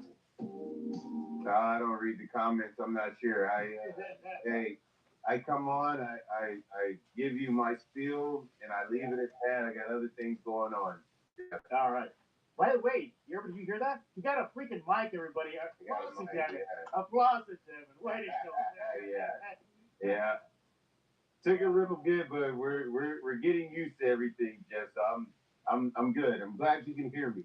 I'm glad you are. I'm glad you're back. You got the mic. You're good to go. And yeah, we're ready to rock and roll. Let's go ahead and find out how you can follow Devin on social media. You see it on your screen right now. Follow him on X at DevinBrown933. Again, former champion with the San Antonio Spurs. You know, I'm a UTSA lore, all that good stuff. Again, Devin Brown, my teammate here at Locked On Spurs. All right, Devin, let's go ahead and dive into it. The Spurs take on the Lakers tonight in Los Angeles. They got a rebound from an ugly loss to Phoenix. Before we get into some numbers, compare these two teams. How do you think this team will respond after getting their butts kicked in Phoenix? Well, you know, that's part of what comes along with it. I'm pretty sure Coach Mitch had a conversation with Pop. But Mitch is, you know, he's been around the game long enough to understand that something like this was going to happen. So now you got to bounce back, and you got a good Lakers team. They sat everybody out playing Portland.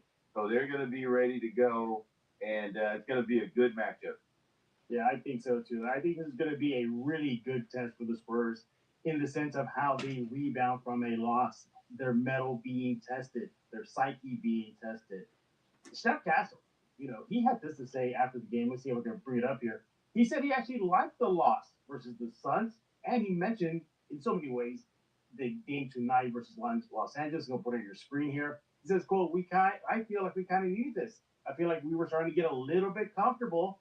So this is kind of a wake-up call for us. So do you think, you know, Devin, you and I were pretty much like the only ones here at the Locked On Spurs team to say, like, we need this team to be tested. We need this team to take a bump on the road because they need to grow. You're only going to figure out how to get better is by sometimes, you know, fall to your face. And they did. Of course, Spurs fans, Locked On Spurs fans are coming at me. I'm pretty sure they were leaving comments to you saying, what are you talking about? Oh, they got to go undefeated. But this is reality, isn't it? Steph Castle accepted it. How when you as a former player with the Spurs in the NBA, when you see a player acknowledge that, yeah, we needed this wake up call. Why is that so crucial? Well, I mean, because it was such a good win against Miami and the way they finished that game.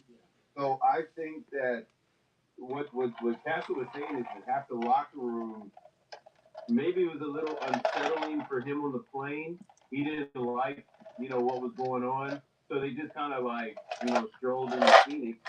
And I knew that was a trap game in the sense that, when I saw Phoenix, their first 2 or 3 It's a trap possessions, I'm game. sitting here going, oh, now Phoenix, they got Devin Booker, but that's it. But then those guys got rolling, and you can see where, the Spurs are trying to play catch-up all day. Not only that, but Wemby struggled. Well, they were against it all day. They didn't come out up top, and it was a tough loss. But now you're going to see the resilience of the Spurs and how they answer that. Because this can be big, Jeff, towards after the All-Star break when we really start getting geared up and really start seeing what they do. If they can come back, somehow have a great How you doing, Connor? beat the Lakers, say, Welcome in, bro. by plus 15. We're plus running 20, a $7 pull box. If you want to give it a we'll shot look and at chase it like down one of this these season will go, chasers up front. this team will be ready. Up on the wall, we have singles. Now, as you So mentioned, if you right see a now card they- up there, let me know. Rested, some of the big guns in their previous Give you a closer game, look ready and for give you a tonight price. versus San Antonio. So good. Look at the tail of the tape here. It's going to bring it on your screen, everybody. There we go. I also have some All right, singles Dave, here on the I'm side gonna- as well. All right, there we go. We got a scene here. So okay, there it is. Tail of the tape right there. Season comparisons right there. It's still a short, a small sample size. Nevertheless, look at that opponent points per game. Spurs tops in the NBA. Number 2 holding teams are 108.2 points per game as of this recording. Again, if defense is going to win games, Spurs are going to have to play defense tonight. They cannot play Matador defense we saw against Phoenix Suns. Look at that. Opponent points per game, second in the NBA. Opponent field goal percentage, 4th. But my concern is opponent 3-point field goal percentage. Dead. Yeah, I'm looking at that. It's around 35. Yeah. What up, All right, Louis? you're looking at the tail of the tape. I'm looking. Now I see it. Okay, I got you. So Yeah. there's a couple of things that stand out to me as far as what you were talking about earlier, and that's the assists per game. Oh, yeah. Spurs 24. The Lakers are at 27. Obviously, that's They're 12th in the league. Yeah, that's how Right. the average. Yeah. What up, gut check? Austin Reeves. So, this is a good early season matchup because Luka, you know his history versus San Antonio. So you're going to have to keep him under control. Austin Reeves playing at a high level right now. But, man, the other night when the Lakers played Portland, it was the role players down the stretch. Nick Smith Jr., you got to keep an eye on him. He had 25 the other night. So what I can say is it's really, you can give the Lakers credit, and the Spurs will do that. But at the end of the day, you got to get back to playing San Antonio. What up, Artie Party? First 5 games. Yeah, exactly. We saw Phoenix Welcome just in, bro. come up from the 3 line in the previous game, and that Let me know if you have any requests for me. if the Lakers can exploit questions. that. Other interesting notes here we're taking off from the tail of the tape here is Hayden Bird. the overall. What's up, bro? Good morning. Again, dead last. The little things could come to bite them in the butt. And Let me know if you guys have any close requests games or questions because for of the me. free throw contest. Spurs 28th in the NBA, Lakers are 13th. Your thoughts? Well, I want to say this. Like, it's kind of frustrating when you're watching San Antonio, or I'm going to say the NBA in general, because when the ball goes in the post, back when I was playing, I can go on and on about all the guys that were catching in the post. Because I go on and on. Because those guys were threats. And this point We is must going have to what you were saying about superpowers. the 3-point line and how I don't get people aren't running off people off the line a lot more than they are, because the matchup tonight's going to be DeAndre Ayton against Wemby. Like, I'm comfortable leaving What's up, Birdman? here by himself against him. So I don't want the guards over rotating, or we're rotating for no reason, and now the Lakers are popping threes all night. So Welcome it's in, the welcome in, man. Let me witnessing know if you have any attention requests to or questions for me, detail bro. that I think Coach Mitch is going to really I do preach have a to the bunch of locker room. singles, so just let me know what Yeah, you're looking exactly. for. Now the Spurs can't exploit the Lakers as far as turnovers. The Lakers are 25th in the NBA. In other words, a bad spot to be. Popping the ball up 17 times. That's 17 second chance opportunities the Spurs potentially could have tonight. Got to capitalize on that. And obviously, we were ignoring the big elephant in the room, and that is Luka Doncic. Yeah. I'm going to pull up his career stats versus the Spurs. Brace yourselves, Spurs fans. In Luka Doncic's career against San Antonio, dating from he was a Dallas till now, 28.3 points per game, 9.5 assists, 8.7 rebounds, in 23 career games versus the Spurs. That's a near triple-double. Look, Luka gives the business to everybody, but with Harper out, they're down a man. Oh, man. Is Steph Castle the guy? Is he getting that tough assignment tonight? He's going to be one of the guys. He's going to be one of the guys. I mean, you can throw. There's about 6 or 7 players you can throw at him on the Spurs roster right now that you feel comfortable with. You know, just trying to keep him at bay because you know I watch Luka a lot, and yes, he's very good at knocking down shots, but he's one of those type of players where he's gonna always give himself a chance. He may miss 2 or 3 in a row, but he's gonna keep firing. You know, and then what he does is he'll mix in getting other people involved, and it seems like if another guy knocks his shot down, it gets him in rhythm. It's the craziest thing. So you got to answer your question. You got about 6 or 7 guys you can run at him to start off with. I feel comfortable with Castle guarding. Absolutely. Yeah, exactly. He'll likely get the primary. Welcome back in, RC. Cool beans. Just try to slow down Luka, but again, even though Luka's putting up those numbers, Luka gives every team the business, so it's not just Spurs. All right, guys. Let me know who you're looking for now. Throw out some requests. I took down that pull box, so I can look through my pull box and find some cards, more cards for you guys. So let me know who you're looking for. Aiden, you know, is a big dude. We saw what Phoenix did to We've got a little Wemby. more of a selection to look through. The upside for the Mavericks. Luka being the Mavericks, but if the Lakers will do the same thing. Quickly before the break, though, what Phoenix actually started to say Miami did versus Wemby, and I'm sure you saw the video already. It's floating out there on social media, Devin, but especially Phoenix, they bodied up Wemby and before he even caught the ball. So they made every entry pass to him difficult. And when the ball was still in the air, en route to his hands, they sent another guy to swarm him. And the moment he put that ball down, they're trying to pick it, and it frustrated Wemby. You saw him turn the ball over, passes out. Whew. You know, I hope they haven't turned Wemby out to try to slow him down, but I do expect a bounce back game from Wemby tonight. Hey, it's LA. You know, they've been, you know, out in LA for a couple of days, great weather. I don't know if any of the guys play golf, but my point is it's a time to refresh. You know, Pop would use that, and he's like, you know, get away from basketball. You know, let me know who you guys are looking for, guys. If you have any requests for me. So, you know, I expect great numbers from Wemby, and let's dive into a little bit of what you're saying. So, obviously, when one team has success against a great player like Wemby, yes, the NBA takes knowledge of that. They'll watch tape. They'll watch the Miami game. They'll watch Phoenix. And if that's what it takes to body him up, get it out of his hands, the other guy's got to be able to step up. Yep. But I mentioned this after the game the other night. When he throws it out, he's got to do a better job of resealing. And when he catches it that second time, you got to attack quick. Don't look to make that pass out. Yeah. We don't have the injury report as of this recording, but you know, I don't know if Fox will return tonight versus the Lakers. There's been some scuttlebutt about maybe it'll be Los Angeles, even before the Harper injury. So if he does come back tonight, that'll definitely help out the Spurs, especially we saw them going in an offensive drought versus Phoenix. But we shall see. Otherwise, should be a great game. It's going to be a late start, everybody. Get your coffee ready. So heads up on that, especially in San Antonio. So stay up late. Hopefully the Spurs will make it worth you staying up late, using some sleep with a W At the end of the night, he is Devin Brown, my teammate here in the Locked On Spurs family. He co-hosts the Locked On Spurs postcast. So every night there's a game. Tonight, you can make sure him and Casey are on the case, working hard for you, recapping the game. More on that later. Coming up next, are they targets now? Steph Castle believes they are. We'll talk about the Spurs being targets this season.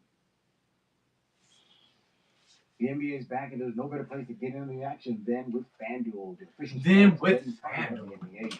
Even if you missed the start of a game or want to ride the hot hand, FanDuel has live bets on everything from total score next to fourth quarter comebacks. Plus, you can even combine your live bets into the same game parlay for a shot at a bigger payout. It keeps everything exciting, especially when your team is making that late push. Hey, sports season is underway. Might as well jump on the action over at FanDuel. Right now, FanDuel is giving new customers $300 in bonus bets when your first 5 bet wins. So, head to FanDuel.com. Sign up right now. Play your game at FanDuel, the official sports betting partner of the NBA. Let's be real, making excuses won't solve anything. We've all heard them before. It's just stress, I'm tired, or it happens to everyone sometimes. But when it comes to performance, sometimes your body just needs a little extra support.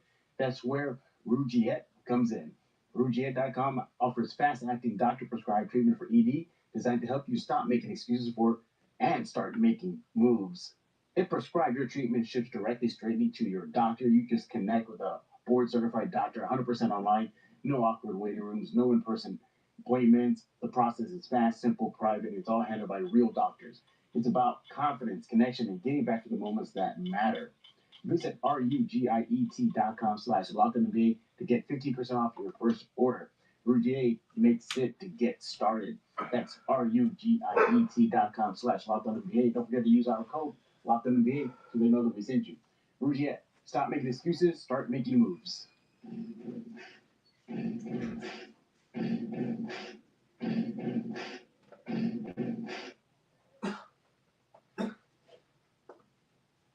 And we're back right here on Locked On Spurs, joined by Devin Brown.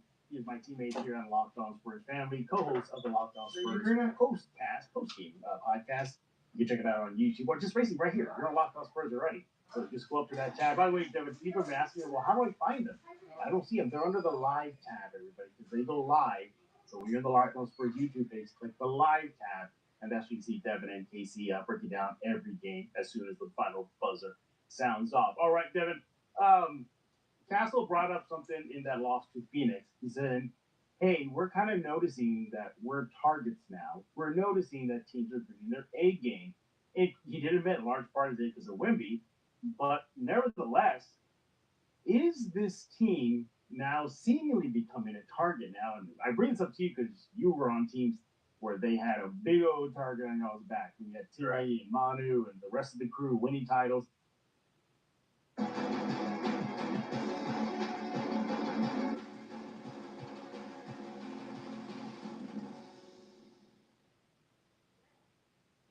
Every service at Pep Boys comes with Pep Check, our free car inspection. That's the Pep Boys advantage. Organic and dairy-free.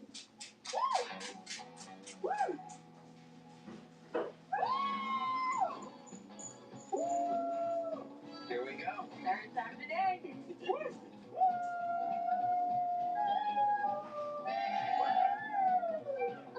At Sprouts, our shelves are filled with new, exciting, and delicious discoveries. This is that Sprouts feeling. Take the next step in treating your moderate to severe ulcerative colitis with Entyvio, the only gut-focused treatment for UC that helps block inflammation in the gut and works right where you need it. Now is the time to talk with your doctor about the results you want, rapid response, and for many people, visible improvement of the gut lining. Infusion and serious allergic reactions can happen during or after treatment. Entyvio may increase risk of infection, which can be serious. Although unlikely, PML, a rare brain infection that can result in death, cannot be ruled out. Tell your doctor if you have an infection, flu-like symptoms, sores, or are prone to infections. Liver problems can occur. Learn more about the only treatment for UC that works right where you need it. And ask your doctor about gut-focused Entyvio, including the Entyvio pen. Gut-focused Entyvio. Talk to us about that, Devin. Castle's starting to see a little bit of that right now. You lived it and were at the peak of the Spurs powers in the TV era. How does a young team adjust to becoming a target team for opponents? Well, you know, everything on the foundational side of what you're saying is true, but we were more of a veteran team, and so I don't think that's fair for the young guys. I mean, you're talking a ton of experience. I can go on down the line with some of the veterans that were there, and you know, Pop's gonna say what Pop's gonna say, but we had so many veteran, leaders in the locker room that we could take care of it, ourselves, so to speak, but. This young team is good. Everybody knows San Antonio, what they've done for years and years. And, to get this thing back, there were some teams that came in here in years past and got their revenge. And, it was becoming too easy coming to San Antonio, winning all the time. So to be relevant again, they should embrace it. All right, because there's a great history in front of them. And when you got a guy like, Wemby, Castle, Vassell, Keldon, you got a great foundation of guys that can go out there and get this thing done. Like I said, San Antonio goes 5-0. We're thinking we're going to the finals. They lose one game. Like the ceiling's caving in. So, how you doing, up and coming? What's up, bro? Welcome in. Let me know if you have any requests or questions for me. And the stars are going to be out. I keep saying that they're going to be out there in LA. So what a great time to bounce back. Yeah, exactly. And I'm glad that this team is being a target now because say what you will, I'm pretty sure they're out of the rebuilding phase. They're out of it, everybody. They're done. This is the team they're going to be going to war with, and for the most part, they keep it intact moving forward. And for them to get the taste of what it is to be in sight, in an opponent's, aim, I think is good for them because it's going to force them to learn lessons early like they did versus Phoenix and bring their A game as well and realize that Wemby cannot do it all. Yes, they got weapons on this team. Fox should be back soon. Keldon's been playing great. Vassell's been playing great. Castle definitely has been playing great. But they're going to learn that it's going to take a collective, even though they got that primary weapon, number one in silver and black. But ultimately, he cannot do it alone. They need to step up every game. And look, it's a grind. 82 games, back-to-back nights, travel. I mean, Devin, you played during the era where were you still there when they did like the 3 games and 4 nights crap, that kind of stuff? Or just 4 games and 5 nights, yeah. Oh yeah. They're going to understand that. You got young guys. You're going to have a guy like Harper. Well, we'll more on him later. But just younger guys that never been used to that kind of a grind. Here it is. So yeah, you start off 5-0. You bet you're going to get the team's opposing's best shot, and they saw that versus Phoenix. I mean, our colleague over there, Locked On Suns, they were celebrating as if they won a title, beating the Spurs. I'm not kidding you. Go look at Locked On Suns post-game chat about that. Yeah. They were celebrating as if like, oh my God, we defeated the mighty Spurs and Wemby. It's been a long time since the Spurs fan base has done that or experienced that, and they're getting the young guys are getting that taste of it now. Is being a target, and I understand you said you were playing in the Spurs era where it was loaded with veterans, but you were a young guy at that time. Mm-hmm. How do you adjust seeing other teams coming at your silver and black squads during that time? And how was that for you as a young player? Well, we definitely had our rivals. Teams like a Jerry Sloan, Utah, and some other teams that they would lock it on. They wouldn't even. I mean, I had friends on those teams. They wouldn't even say hi to me because they were so geared in for that game. And so when you are target, listen, you just got to go out there. You got to do what you do. All right. Let's get the ball to number 21, and we're gonna play off of that. Knock shots down and live with the results. Yeah. Yeah, and the same thing this person's going to do too with Wemby. They're going to try to give him his touches, but again, if it doesn't fall, Debbie, you mentioned other guys have to step up, and that will take away that target right away off their bat. Right away. That's why you have 13, 14 guys or whatever they're carrying these days. Hey, somebody's got to make a shot out there. Somebody got to make a shot out there. But, again, this is just part of the evolution of a young squad. They got the horses on the roster now. They got the firepower on both ends of the court. Now they're going to come, the ripple effects of that is being a target. And it's something we're going to keep an eye on as the season moves forward. He is Devin Brown, my teammate here at the Locked On Spurs family, co-host of the Locked On Spurs post-game chats on podcast. Again, find it on the live tab, everybody. So like tonight, when Devin and Casey are on, just go to the live tab, click it there, and then rock and roll, see their reaction to what hopefully will be a Spurs win tonight in Los Angeles. All right, coming up next, the latest on Dylan Harper and his injury. Let's be real, no one starts a business for the joy of calculating tax withholdings or managing payroll spreadsheets. That's where Gusto comes in to take the stress out of payroll benefits and HR so you can focus on running your business and supporting your team. Gusto is the all-in-one remote-friendly payroll and HR platform that makes managing your team simple, transparent, and fast. Whether you're hiring, onboarding, or paying employees, Gusto helps you do it all from one place without the hassle or hidden fees. Unlimited payrolls for one monthly price, which means no surprise charges at the end of the month. Gusto's automated tools like offer letters, onboarding materials, and direct deposits save you hours every week. And knowing you can be reached certified HR experts at any time gives you real peace of mind. Yeah, you can reach them ASAP.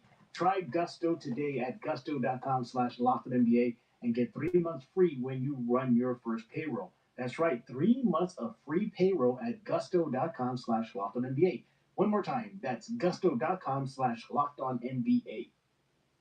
This is Emilio Rivera, el padrino for the Mayans MC. You are listening to Locked On Spurs with Jeff Garcia.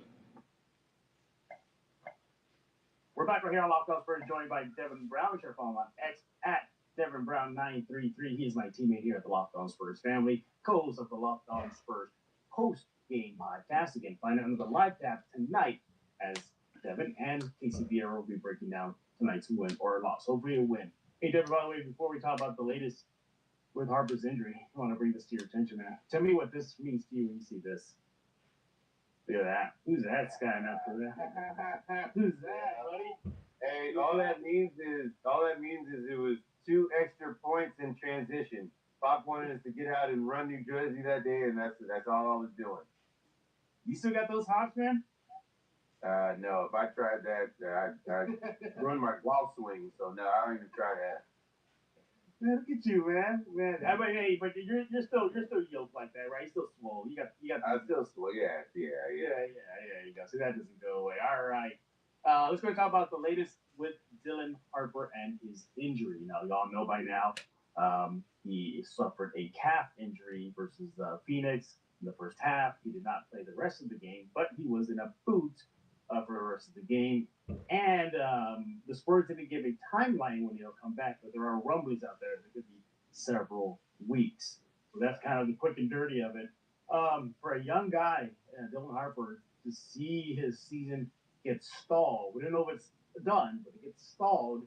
And considering he played so well out of the gates, you know, what do you tell a young guy like that who just sees his pro career just put on pause right now? Well, you tell them, hey, as a trainer, you tell them, hey, you know your game. All right, you're not a 1 to 2 dribble, player. He's a high volume dribbling player. When he gets to his moves and in his bag, it's 4 or 5 dribbles. Well, you can't. Your legs have got to be there underneath you.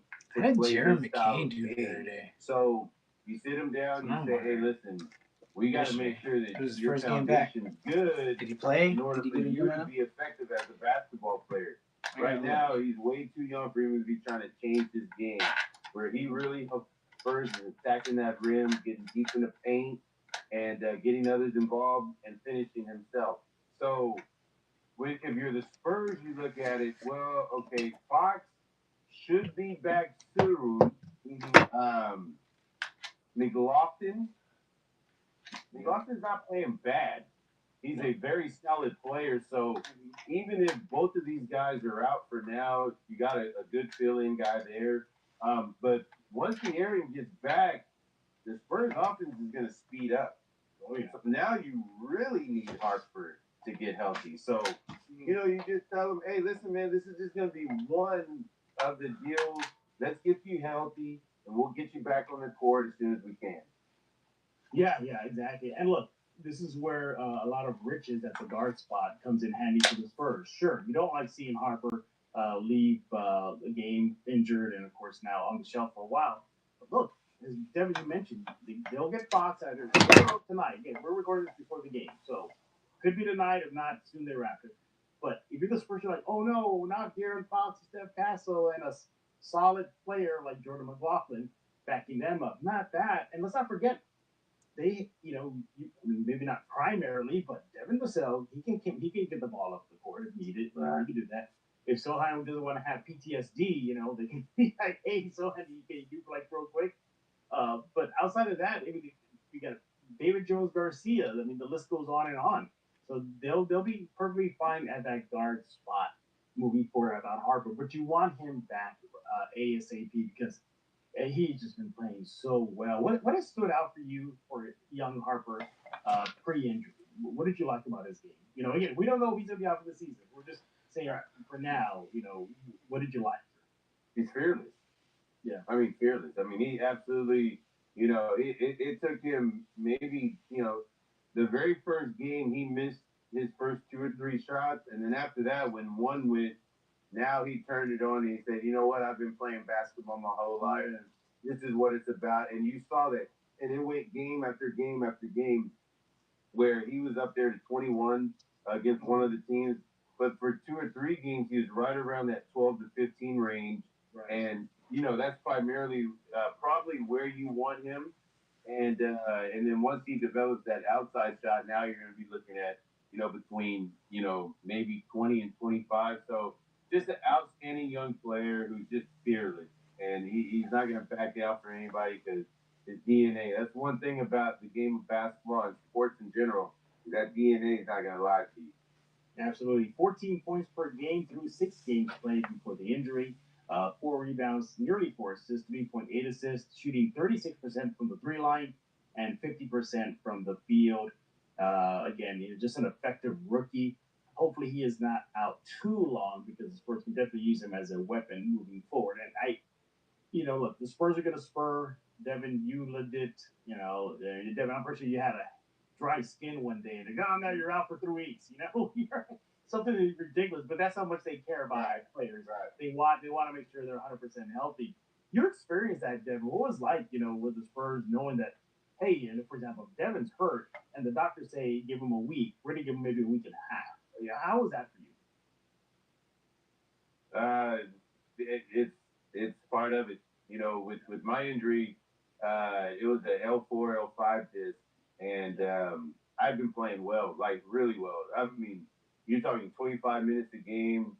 We were going small ball, so a lot of times I was playing the 4, and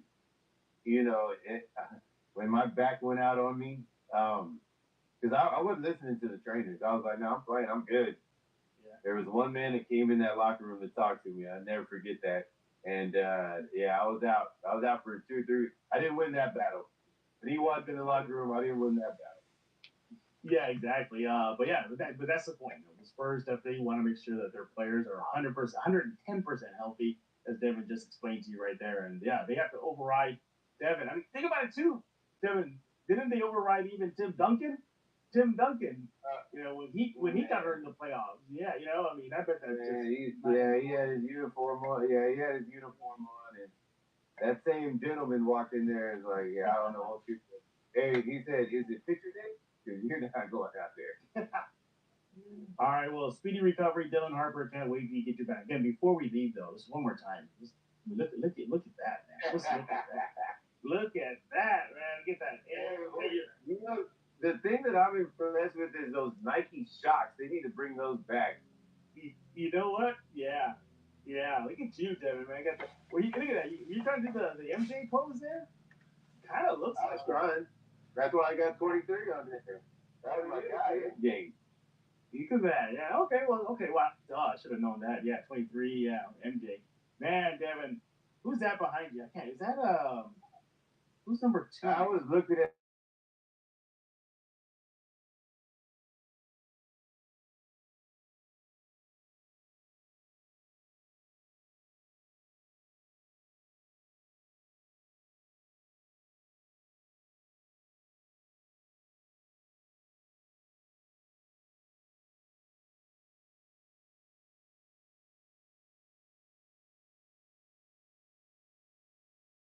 guess it was at the SBC Center still, right? That was the That was it. Yeah. Yeah, that was SBC Center. All right, look at that. Well, there you go. Little flashback memory there for Mr. Devin Brown. Yes. He is Devin Brown. Once again, my teammate here at the Locked On Spurs family. Devin, we've been talking about it the whole show. Tell us about the post-game podcast live shows that you and Casey Vieira do. Hey, Casey and I would just break it down. You know, the good, the bad. But it's a chance to talk a little NBA basketball, obviously, with a former player. And Casey does a great job. Very knowledgeable of the game. We'd love to have you guys join us. Like said, hey, 10 minutes out.